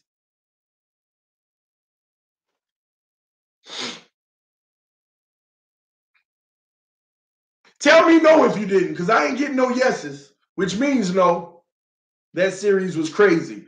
In a good way, Flash Zim, or you saying, wow, it was crazy, whatever. I only worry about Miami. And L. Burgess, you shouldn't do that. You shouldn't limit yourself, because if you only worry about Miami, you don't even know what success looks like. You don't want to know how to get success. If you only worry about what you're doing, see, people over there saying, oh, I only worry about me. Okay, there's things happening better out there. If you ain't up with everything out there, then that's your loss. People taking off on you in this life. Rather watch Giselle Bundchen. She in there.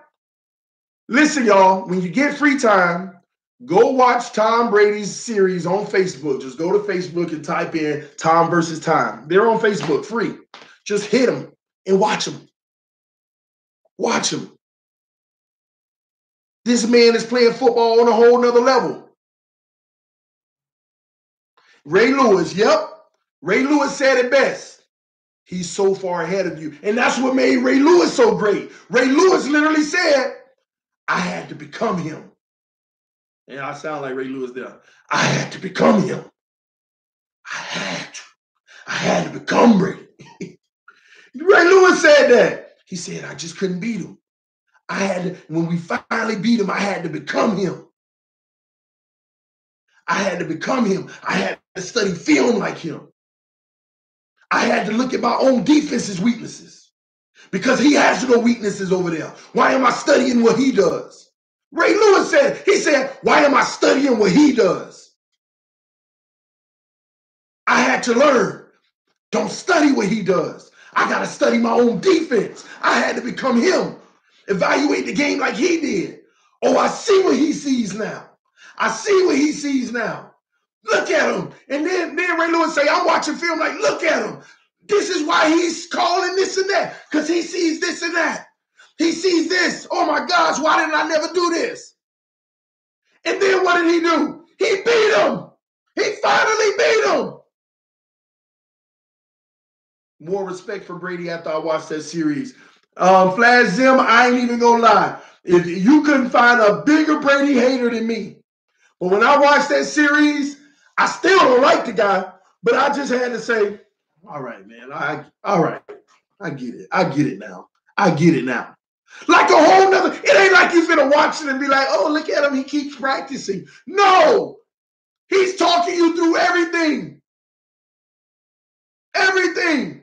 He's literally sitting there on his way to a game on Sunday, calling Josh Daniels in his truck. Hey, man, I was watching some film last night. Do you remember the game week 6 where we ran this on them? I think against the team today, if we put a curl into that, that can be open all day. That can be open all day. Like, are you kidding me? On your way to the game, did you get my text message last night? Yeah, I think we could put that in. Because if we send the guy on the wheel off of that and they're in that same bait, oh my God, that's whole next level, man. Whole next level. And you talking about what makes elite? That's what makes elite. A student of the game. Bill Belichick said it. He's not the most athletic guy. He's not even athletic. But his brains are going to beat you. His smarts and his hard work. He puts in the work.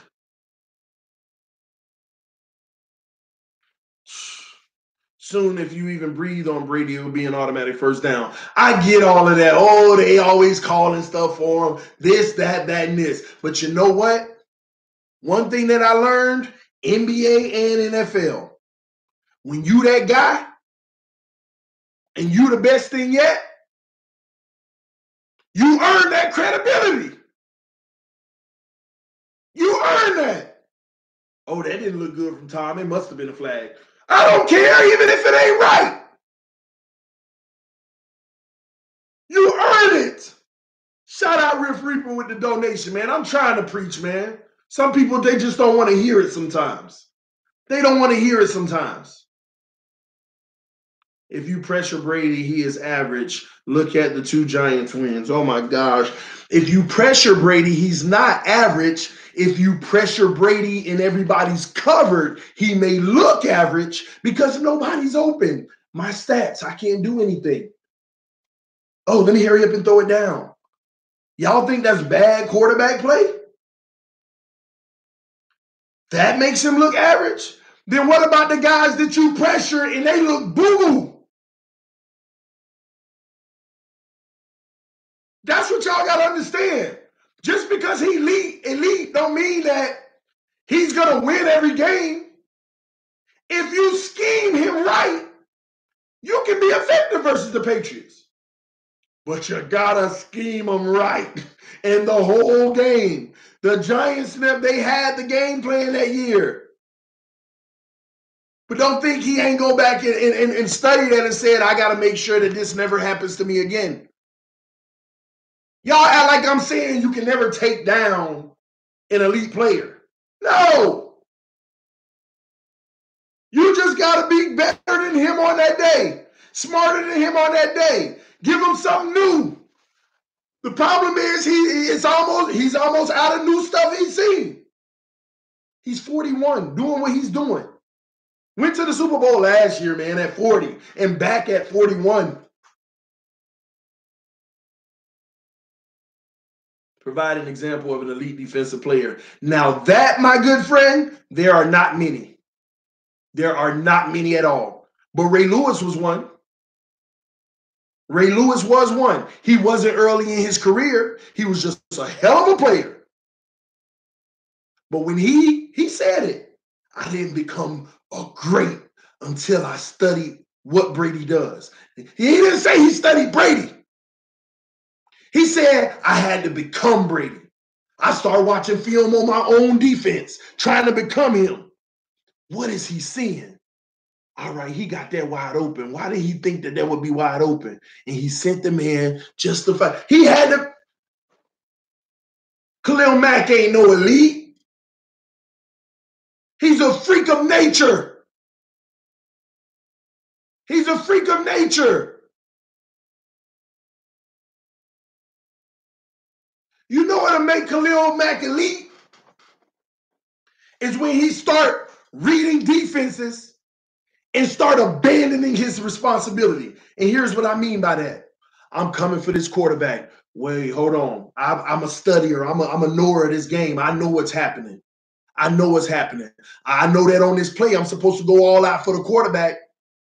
3rd and 13. But you know what? Here I go. Hey, but let me back up. I know this is a screen over here because I'm a student of the game. I'm not just here to do my job and do it well. I mean, we want players to do their job. But the next level players, even though this was my job on that play, I studied this game. I know what they finna do. I know that when I hit this guy and I'm coming, oh, he let me go too easy. Let me back up. Let me back up. That's next level football. That's next level football. Y'all, Khalil Mack, he can get to the quarterback at will. Then why didn't he sack Brock Osweiler once and he started with no injuries against Miami? No injuries, and our O-line was already out. The two guys already gone. Ain't even touched Osweiler the whole game. He's a great talent. But stop throwing around these titles, man. Stop throwing around these titles, man. Stop. Relax, TD. I think you've aged 5 years. It's 30 years, man. But don't put that on me. Don't put that on me.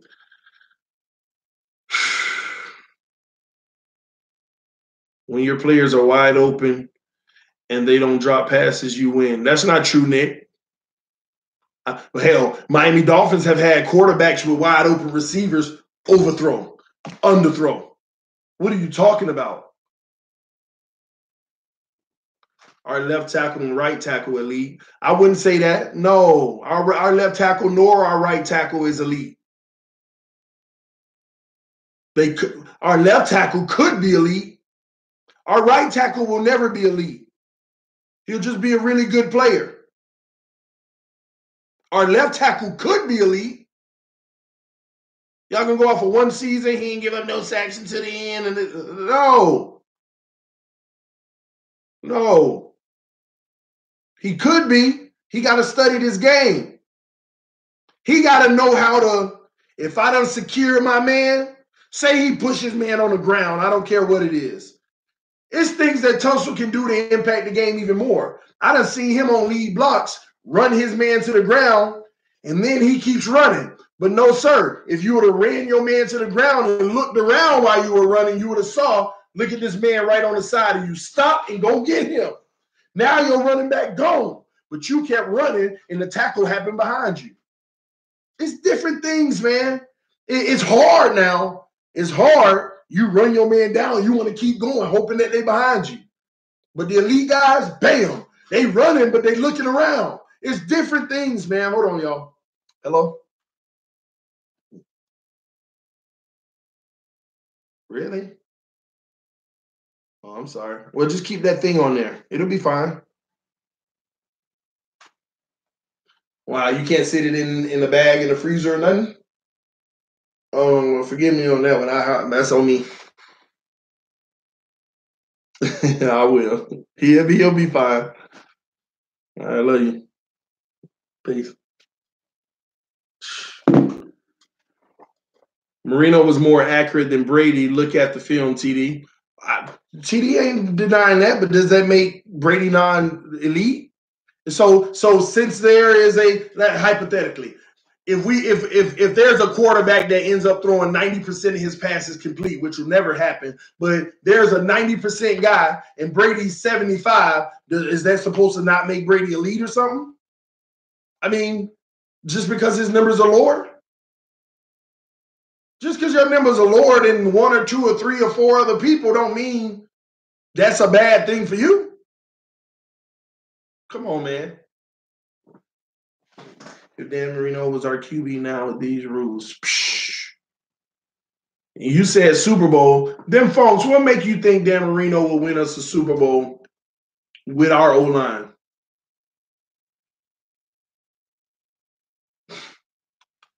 Anyway, man, Mahomes outplayed Brady second half. The O-line gave him time in the second half too, didn't it? Didn't y'all see a whole difference? Did they even touch Mahomes in the second half? 4 sacks at halftime, 0 at the halftime. And he still didn't run. So that shows you it wasn't no escaping. He still didn't even run. Listen, man. Quarterbacks will make you elite. You got to be able to read defenses, get out of a bad play into a good play, get out of a good play into a better play, get out of a better play into a great play. That's next level football. Not all these quarterbacks we got. Oh, what's the play, coach? Okay, half scat, black, break, down.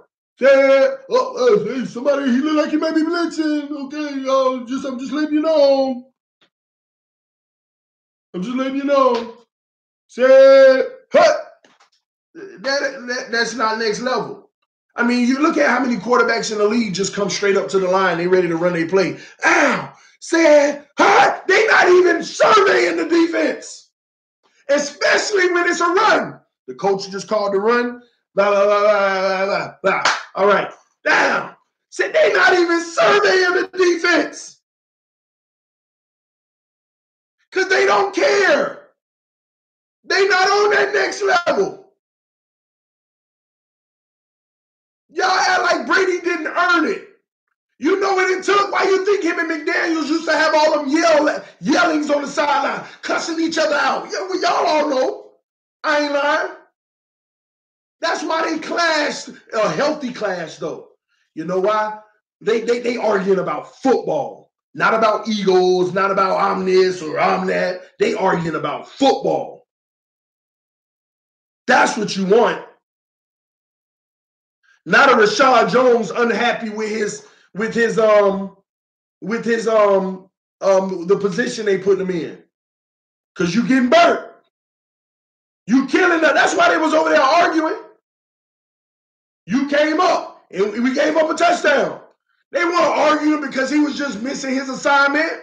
They were arguing because when he missed his assignment, they took off on us, man. They took off on us where he was supposed to be. Elite knows I ain't going to leave this position because I'm leaving all of this exposed. Elite safeties would know, man, I'm free on this play. There is no threat. They got one receiver to the left. I'm out here on the left. He already, with the play that we're called, we're in this play where the man zone where the corner is going to follow him, but the linebacker has the inside just in case. I'm actually free on this play. There are plays where a safety is like, man, looking at the formation, I have no assignment. I mean, they always have an assignment, but it's like, I'm free. I can actually freelance on this play. Unless the tight end comes streaking straight up the field. Linebacker will have him initially, but then he's my responsibility. So now he feels free. I can come up some. I can jump a few routes, but if the tight end start going, I got to get back there quick. But Rashad Jones was doing stuff like on plays like that, coming straight to the line of scrimmage. I'm about to get up in here. And he's gambling. If I get – see, the linebacker has this tight end, so that's going to give me about 3 seconds. After that, we in trouble, but I'm going to get there in 3 seconds. Then he don't get there, touchdown.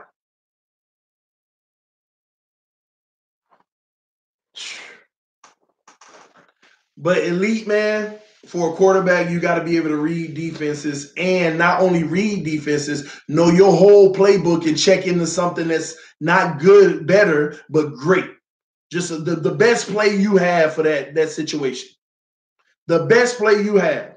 Did y'all notice at the beginning of that game, the Chiefs played defense back and Brady picking them apart short? And I said during halftime. I said it during halftime, y'all. I said, the Chiefs will adjust. I mean, this is the AFC Championship game. They got a good coaching staff. They will adjust. What did I say at the halftime? Oh, look at the Chiefs. They got 9 in the box. They got everybody up close. I'm like, see, I told y'all they was going to adjust. Now watch the Patriots. Soon they're going to start opening it up 10-plus yards on every pass. Next 2 drives, the Chiefs stopped them. And they start stalling. I said, but hey, the difference between the Chiefs and the Patriots, the Chiefs adjusted after a half of football. The Patriots are going to adjust after 2 series. All right, let's make an adjustment. No more running. Here comes Brady. 10 yards, 15 yards, 20 yards, 11 yards, 12 yards, 30 yards, 16 yards, 10 yards, 10 yards, 11, 12, 13. Because of the new defense they was in. Oh, I'm going to have these all day. I'm going to have this all day. How am I wrong, Bartley PL? Hey, we can go down this route. Y'all know I love it. Tell me how I'm wrong. Hello, I'm from Europe, man. Who are you, man? It's TD from TD Fans, though. Also got to have a coach that allows you to change. Hey, them folks, you spot on. You right.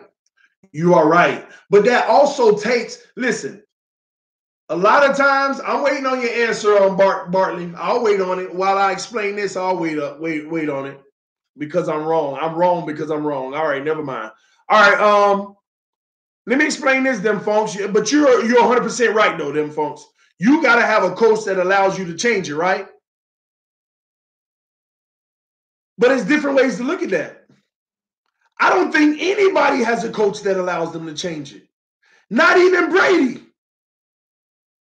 What happens is,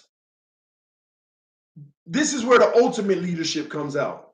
What happens is Brady goes out there. Yeah, they don't want me to change it, but I see this and I'm changing it. I watch film. Huh! He done changed it. Got the first down. You think they say something to him on the sideline? You have to earn it. You have to take chances. If it works, you start building your own resume of credibility.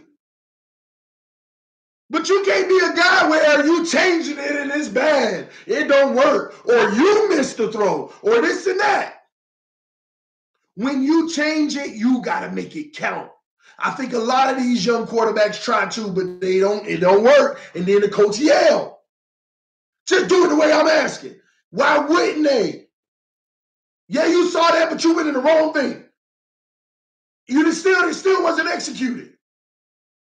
No coach allows a player to change it until you have resisted and rebelled and done your thing and it's been successful. You have to take your respect as a quarterback in this NFL to these coaches. None of them give it to you. You have to take it. Why you think Brady and McDaniels was arguing when they did? Until it got to a point, and the reason why they were arguing because sometimes Brady took it and it didn't work out. And Brady's like, but I've done it a lot of times and it's worked. This and that, and this. And they got back together. They was cool. Hey, don't worry about him saying you're wrong. He just in here trolling. He about to get matter of fact, he just gonna get blocked. Cause if you ain't explain the reason and you just filling up the chat section with crap, get out of here. Riff Reaper, thanks for the donation, man. Where the new mic at? I've been donating, LOL. When you get a chance, I want to hear what are your thoughts on Jameis Winston. Can he be the guy or not? Good question. To address your mic thing first, I'm going to order a mic. I'm basically saving up to get the perfect one with the soundboard, with the nice soundboard that comes with it. So I'll probably have it next week, to be honest with you. We'll see, man. But I got you. But I appreciate you donating for the channel, man. And supporting me. Definitely, man. Jameis Winston. Famous Jameis. Jameis, I get nervous about. He's another one. I don't know what he is yet. He's been in too many different situations. He's also a semi-gunslinger. But sometimes you feel inconsistency, but occasional explosiveness. Occasional explosiveness. So can he be the guy? I guess what I want people to realize about what I be trying to say when it comes to quarterbacks, majority of the quarterbacks in the league can be in the guy. It's just what's around him. Somebody just said, I don't trust Winston. You don't have to trust him, but he can win you a Super Bowl if everything around him is right. Winston can't read defenses. So what, Nick? 90 to 95% of the quarterbacks can't read defenses. See, that's another thing. We get so excited about the exception to the rule, like Brady. He's the exception to the rule.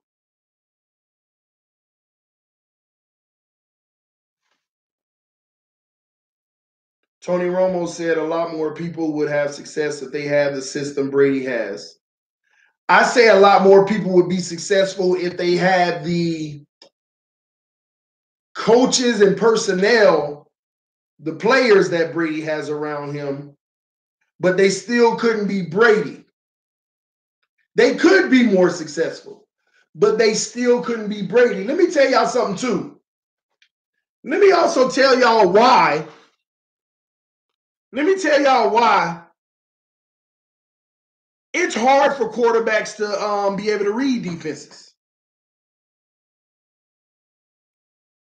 Because it doesn't matter if you don't have the personnel that's going to allow you the time to be able to be a practicer of the game. And what I mean by that is you can watch all the film you want, right? Brady watches more film than anybody in the NFL. I'm going to guess that, okay? I could be wrong, but hell, players may even say that, okay?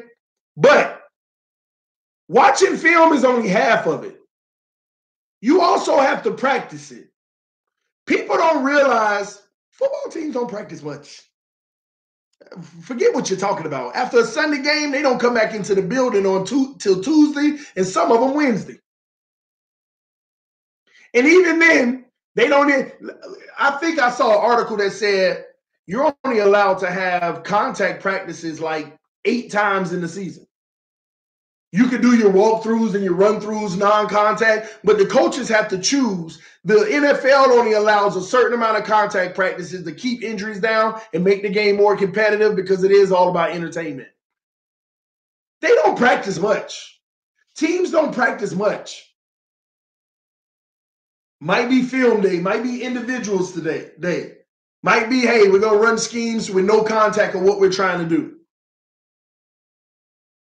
Film is only half the story. You have to be able to practice your audibles.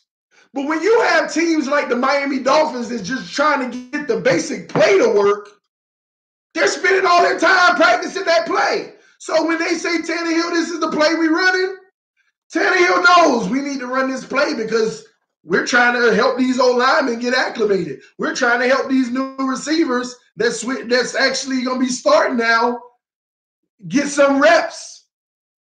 Do you know what a Patriots practice look like? It's game. Their physical practices are game day. It's not, let's run this. It's still Brady, even if the play was called, we need to work on this. It's still Brady coming to the line, surveying the defense, audibling in practice. Like practice, usually people, let's work on this play and make this one a good one. Let's get some reps on this play. But the Patriots, let's get some reps on this play. Okay, we in this formation, we in this play, but still the defense, no. The whole next level.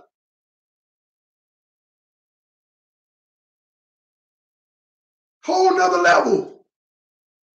So it's hard for quarterbacks to even learn how to read defenses because they can't practice changing it up.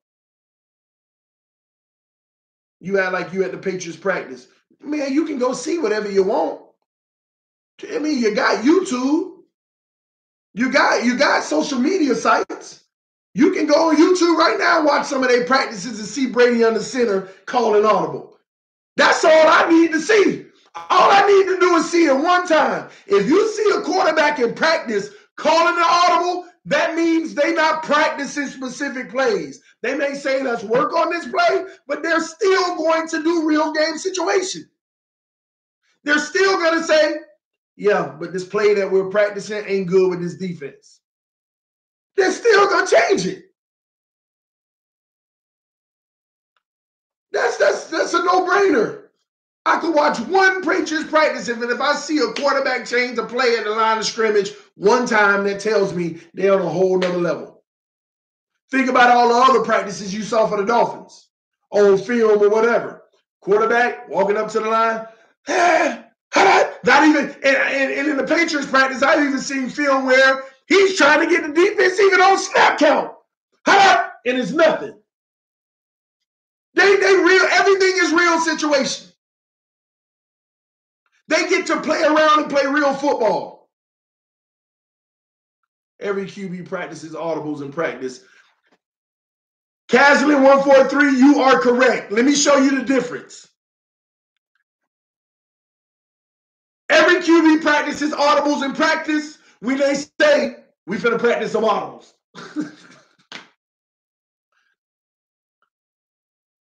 Not when we need to work on this power run to the left play. And they go out and hut and keep working on it. No. The quarterback, even though we need to work on this power run to the left, whatever the play is, he's still surveying the defense, checking out. That's the next level.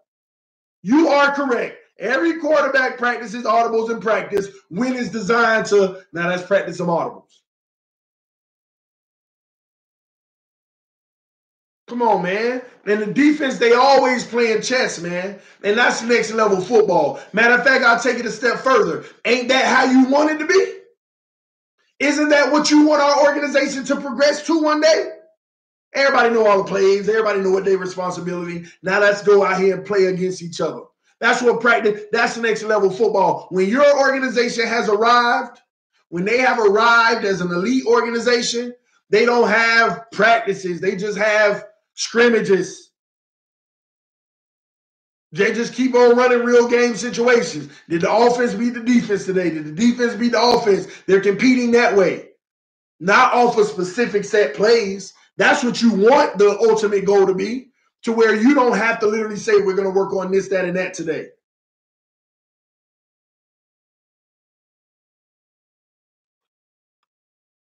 I was at a bunch of Fins practices this season. Mostly defense audibles was practice. Defense is gonna practice audibles because defense is an audible.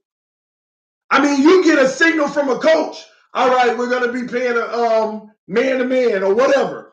They in a man. Next thing you know, you see a power run formation.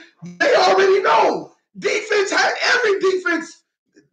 In defensive practice, all it is audibles. You're right. But not offense. Not offense at all. Imagine being on the goal line and you playing goal line defense, but they put 3 out wide. You audibling. You changing it automatically. On the goal line. All they need is a quarterback sneak. You're going to change it automatically. Defenses are supposed to run. Their defense is an audible. Defense ain't no defense. Ain't no team. Now that you a boo-boo trash team if you say, oh, we run a 4-3. Ain't no such thing. What kind of 4-3? Oh, we just stay in a base 4-3. 4-3, blah, blah, blah, blah. That's it. No matter what formation on offense. You're a boo-boo trash team then. Defense is audible. Ain't no such thing as a, now they have a base. They have a base out of because they'll look at the other team and say, this is the base we're going to run today because majority of their plays are ran out of this, and this base is good for that. That way, when we start on the field, we already got you in the right position. Now we just make a few adjustments. They got an extra tight end, safety, come downhill, or whatever. Period, man. NFL needs to change the overtime rules. I felt bad for Mahomes. And ain't no guarantee he was gonna be able to come down and match Brady anyway. I know everybody will say, I mean, it was a good chance of it.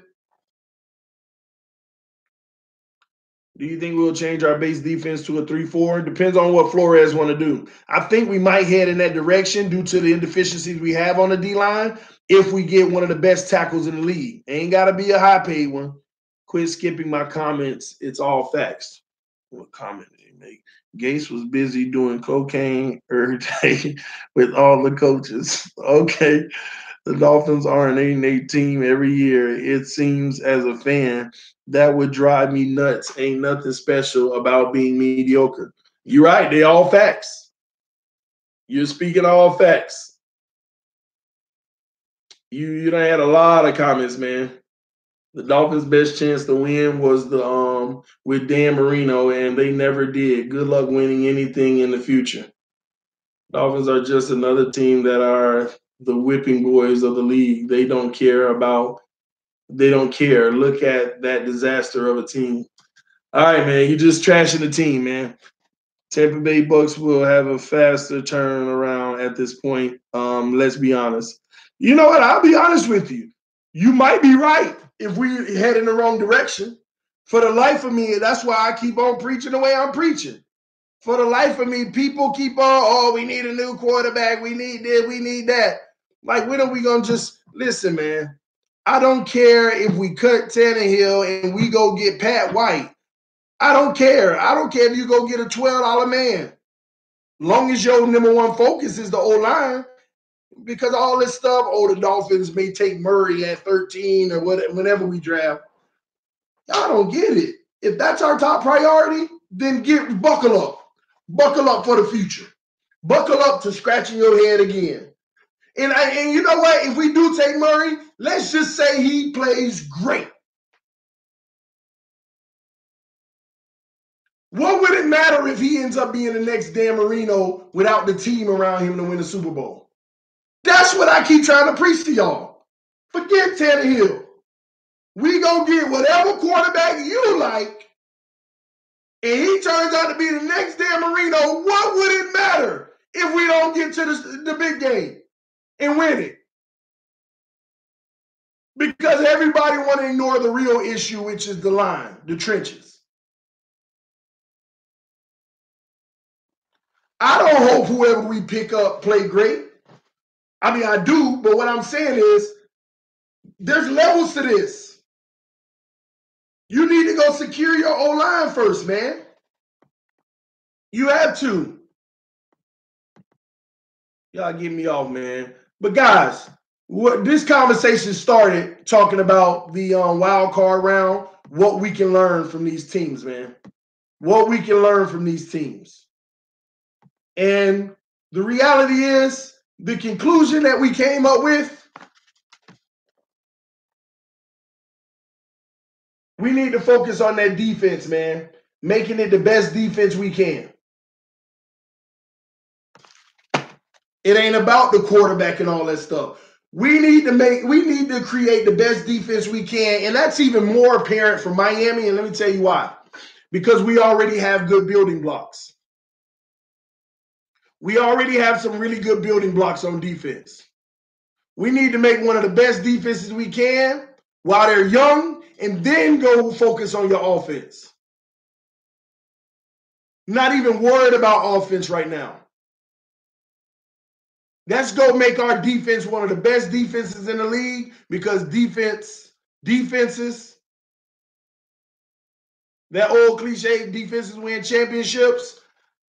I personally don't agree with it 100%, but it's a big portion of it. It's a big part of it, man. I like Devin White. We need to draft a QB first round every year until we hit one. Like Dan Marino? And what good is that going to do, Caslin 143? You get another Dan Marino. He didn't even get a Super Bowl with us. Draft a QB first round every year. So you don't want to try to go after some of the best talent on the line.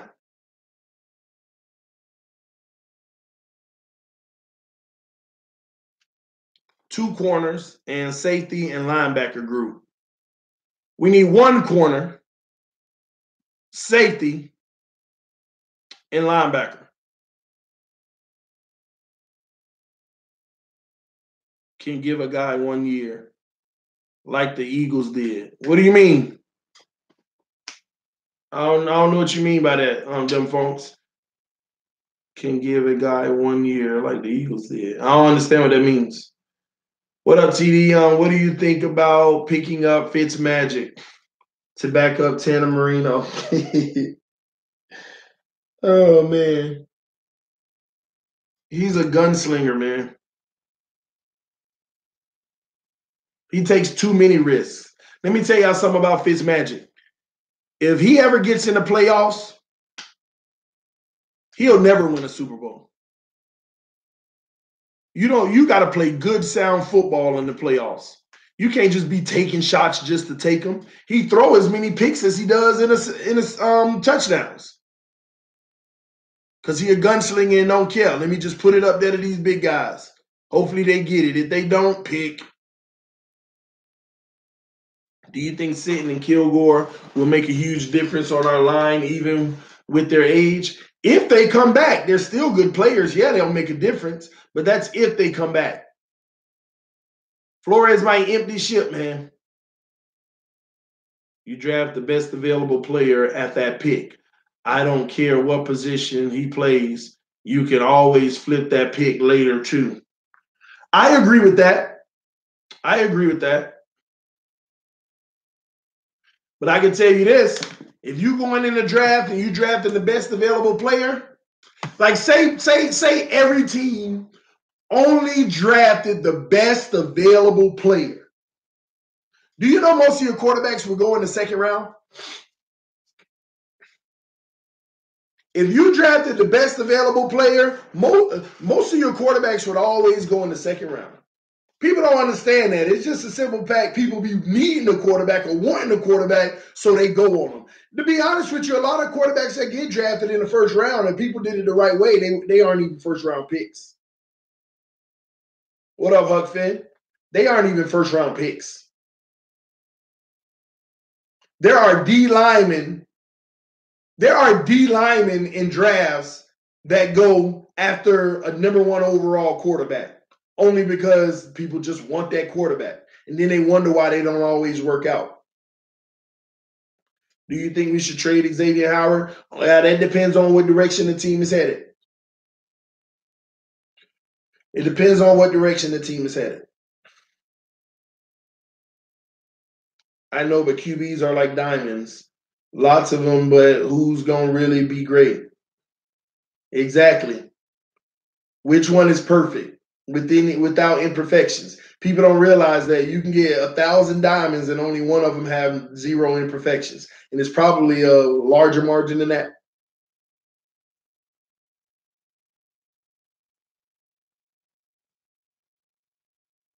Man, playing Madden 25. Nice.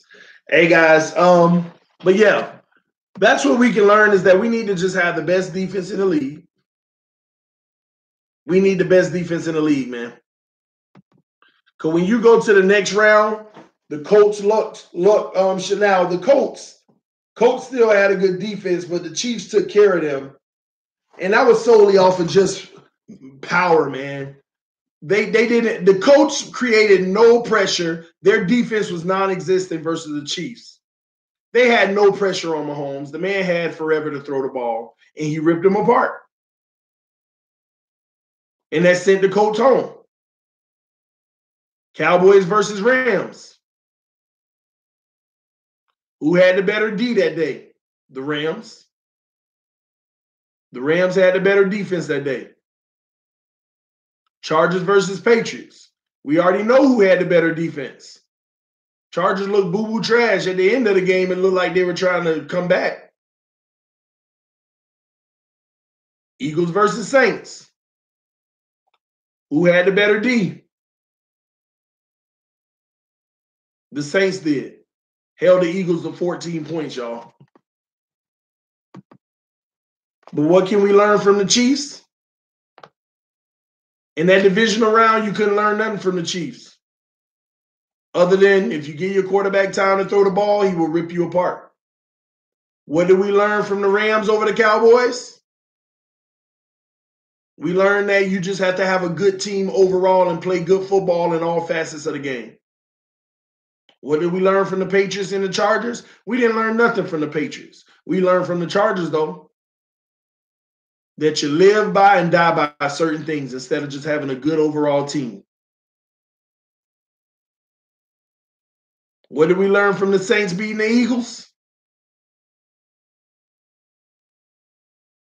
We learned that defense is important once again when you get to the playoffs.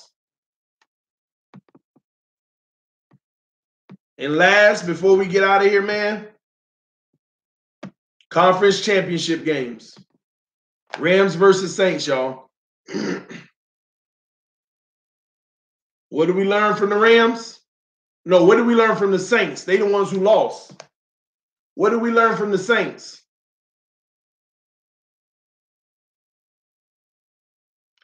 I learned that bad coaching can lose it all for you. Everybody want to talk about the pass interference, right? Everybody want to talk about that third down pass interference. But why is everybody ignoring that first down on that same little series? A minute and 50 seconds remaining in the game. The other team got 2 timeouts and you already in field goal range. Good field goal range. Almost guaranteed field goal range. And you throw the ball on first down. That's coaching. I don't care nothing about that pass interference that should have been called. But nobody want to talk about why in the hell did you throw the ball on first down, 1st and 10. You run the ball. Timeout. Run it again. Timeout. It's going to be like a minute and 30 seconds left. Run it again. Minus 40 seconds. Plus the 10 that the play took. You leave them with 40 seconds left. Kick the field goal, going to take another 5 seconds off. 35 seconds left. Squib kick the ball down the field. So they got it grounded. Another 5 seconds. 30 seconds left.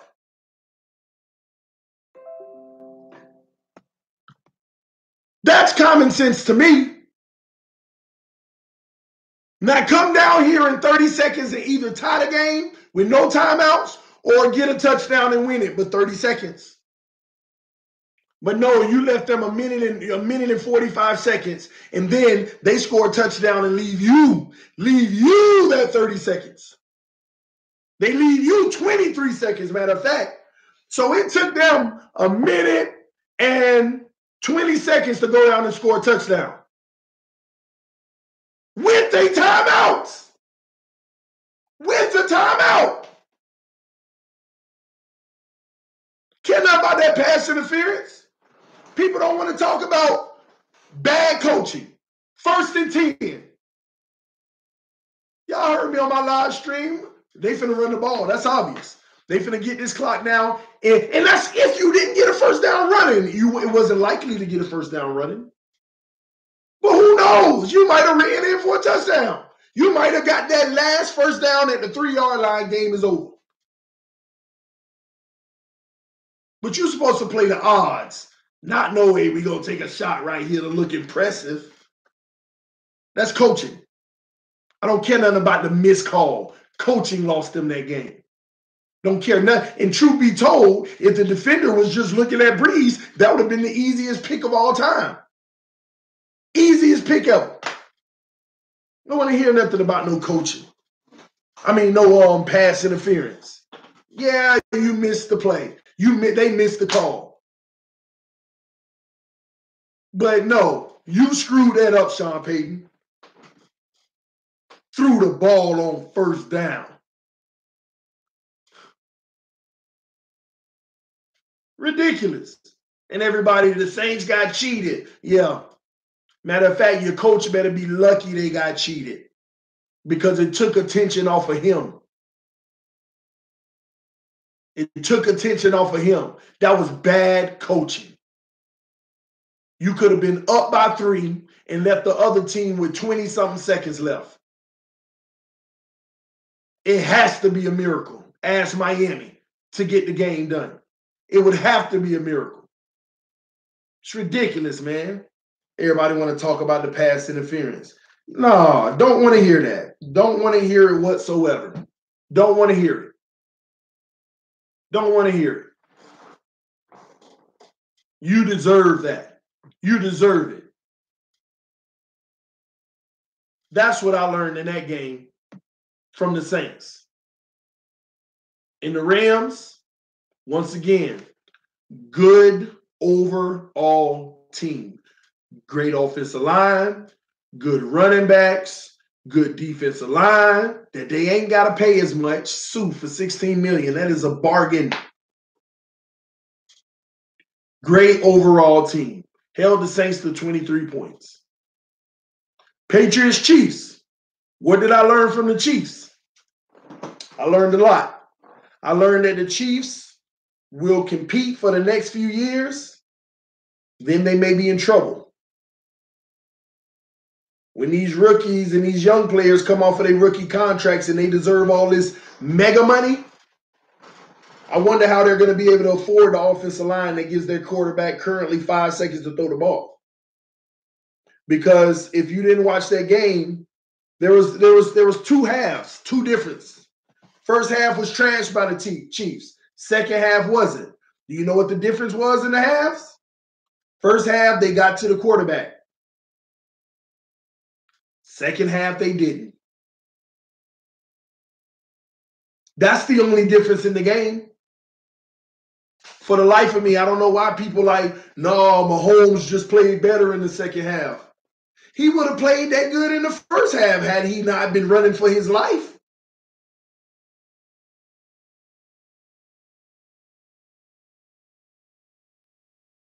If he wasn't running for his life. But the Chiefs better smarten up and wisen up too. They better say, for the next 2 drafts, because we only got Mahomes on a rookie deal 2 more years. For the next 2 drafts, we need nothing but making a good defense because our offense will decline. Because when we give Mahomes his $30 million that he's gonna want, yeah, he probably gonna break the record because they're gonna try their best to keep this O-line. He's gonna look great for the next few years, and he's gonna break the record, $30 million plus a year. When he gets his $30 million, we're not gonna be able to afford everybody. So we need to get these young defenders now. Let's make our defense good because our offense, the production is gonna go down. Y'all mark my words. Y'all mark my words.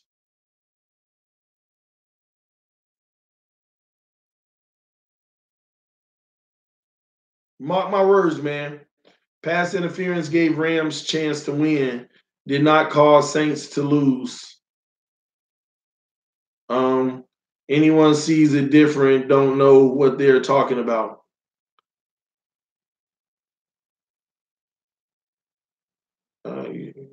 Pass interference gave it a chance to win. Did not cause Saints to lose. I agree. But the Chiefs, they better watch out. They better get better on defense now.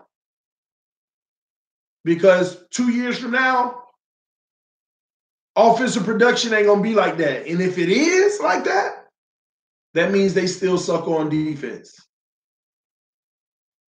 That means they probably even suck. They even suck more on defense.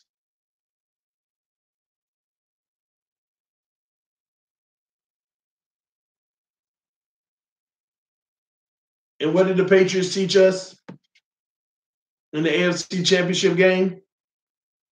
That you don't need great players. You just need a whole bunch of people who are doing their job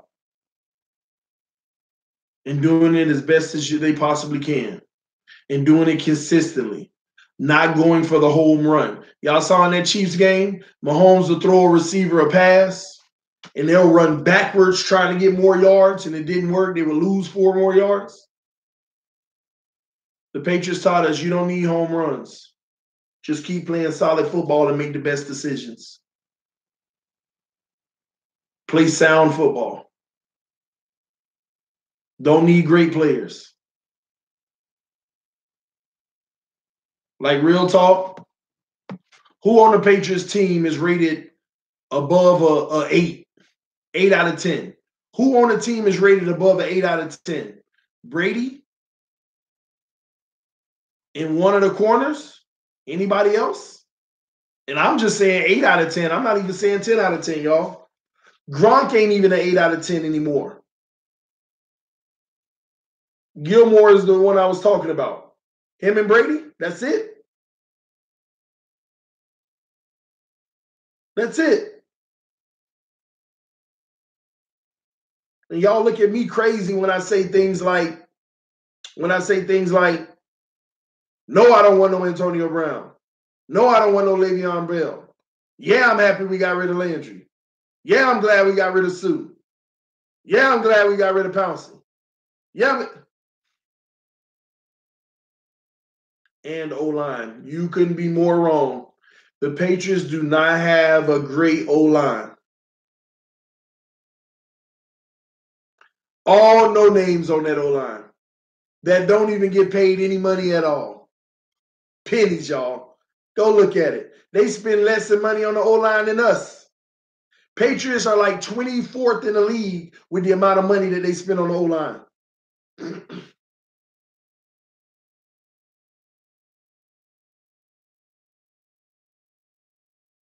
24th, somewhere around that in the league.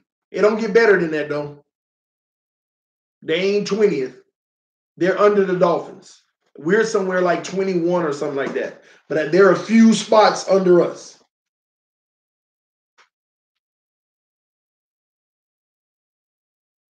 They block home real good. They do, but you got to understand that's coaching. It's scheme. They develop these players that good. Not only do they develop them to do their job very well, but their offense is predicated on get the ball out fast.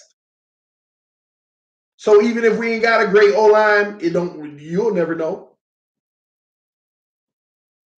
And then when we done tired out your defensive line for running all these blanks, oh, he already got it all. And in the third quarter come, defense now they just like you can watch defenses play the Patriots in the end of the third quarter. They rushing the quarterback like this. They literally going right into the lineman just on film. Let me just look like I'm trying. They're not even anymore trying to get around the corner speeding. They done already wore you down. Now Brady back there dancing, chilling.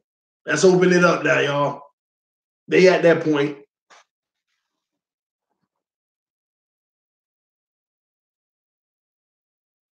It's ridiculous, man. Pat's O-line is trash, to be honest. It's a quick route offense. But that's scheme. That's coaching.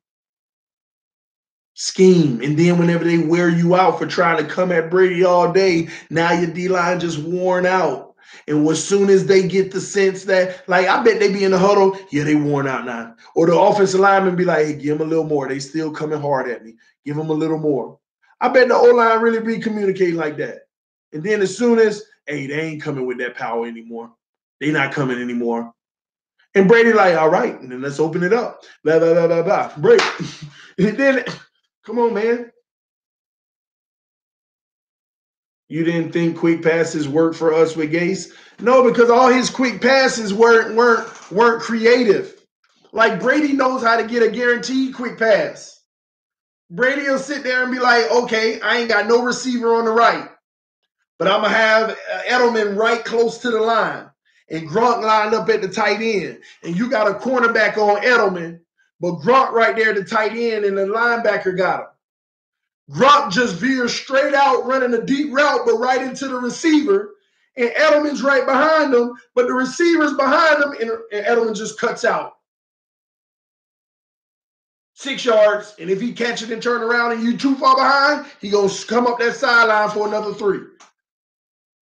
But Gase, his short pass game, if it's a slant, it's a slant. Hey! Tannehill almost got picked off so many times because it's so trained in them. Y'all know those plays I'm talking about. Quarterback don't even worry about the defense. Hey, we running the slant. When I hike it, I'm letting it go. Bubble screens all the time, this and that. It's just not creative and explosive.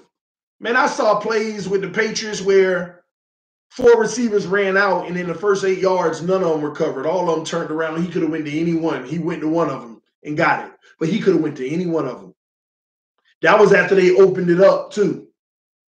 And now he back in the short game. All right, now we're going to start running deep routes, but just turning straight around because they're in the zone now. Schemes, man. Coaching. What the Dolphins need to focus on going forward, guys, is the defense and great schemes. Coaching. Coaching and defense. Coaching and defense. And then after about 2 years from now, when we got those things on lock, because we can be competitive and playoff bound just with that, then we start focusing on the offense. Now, during this time, we still got to start fixing the O-line. I love seeing the Patriots run the I formation. I know, right? 3 quarters straight. Tom Brady under center. Not even in the shotgun. Not even in the shotgun. People always think it's just Brady. No. I formation. That's when you know they cocky. When they in the I formation, they feel like they are about to abuse you all day. They feel like we got the game plan. Pats run pick plays that never get called. Let me tell you the difference. They don't run pick plays that don't get called. Let me tell you the difference between a pick and a legal pick, I guess. The difference is the way they run their routes. If Gronk is picking for Edelman, Gronk ain't picking. He running his route in your direction. It's a pick, but I'm still running my route. Look at when the Dolphins do it. Kenny Stills running a pick for Amendola. Kenny Stills turning around, sticking his butt out. What the heck you stopping and sticking your butt out for? The Patriots receivers don't stop. They keep running. I'm picking you, but I'm still running for my route. It ain't a pick. I'm on my route. It ain't my fat fault he took a bad angle. You don't get called for that. There's a skill to that. Our guys will literally pick somebody and stop and look to see if the ball get thrown. No, pick them and keep running the route. And the ref's like, oh, that's easy. Design pick. Here's the flag. I mean, how can you pick somebody, stop running, and look at the ball get thrown to see if it gets complete and see how it goes? Dog pick. Gronk out there picking and still running, putting the arm up to sell it. I'm open. They ain't gonna call it. That's just smarts. Do you have set times or days when you stream? Not really. I'm gonna start streaming around this time more often, and then once at night as well more often. But when it starts picking back up with news, hey, I'm on it. I come in when I come in. But shout out for the donation, Real. Yeah, they run them pick plays, but they are legal pick plays because it's on the defense. You took a bad angle. It ain't my fault that the angle you took, you coming all the way from the linebacker position, the man already in the flat. It ain't my fault. We got a receiver coming underneath and you got to get through traffic. It ain't my fault. But it's another thing when you running that play and you literally stop and look to see, okay, throw it to him. All right, it's thrown. Touchdown. Call it back. Why? Fool, you act like you can't even sell it. It's ridiculous, man. Ridiculous, man. Let's see where my stuff at.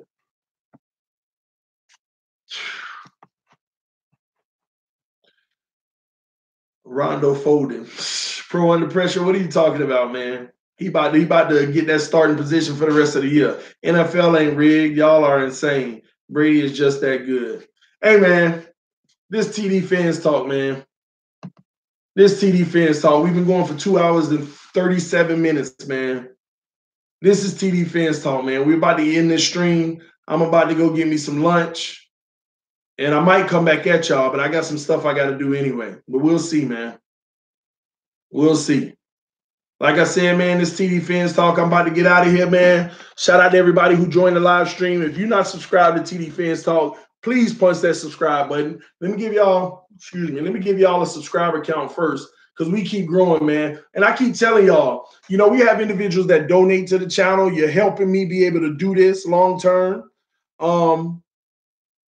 But we also got people that literally, they share videos. They share videos. Check this out. Check that out. I appreciate y'all that do that and bring more people over to TD Fans Talk, man, making this a huge community that we can enjoy. Right now, we got 3,677 subscribers. All right? Let me show y'all one more time. 3,677 subscribers. We trying to have 3,700 by Friday, man. If y'all can help us get to 3,700 by Friday, take a video link and put it on Instagram, put it on Twitter. Hey, y'all go subscribe to my guy. Let's see how many fans y'all got. See if y'all can get it done. All we need is 23 subscribers by Friday. That should be it. We should be able to do that, guys. But let's do it, man. We want to grow this up bigger and better, man. So when the next football season comes, man, our live streams are going to be lit. It's going to be crazy, man. It's going to be all kind of people up in here, and that's what I love, man.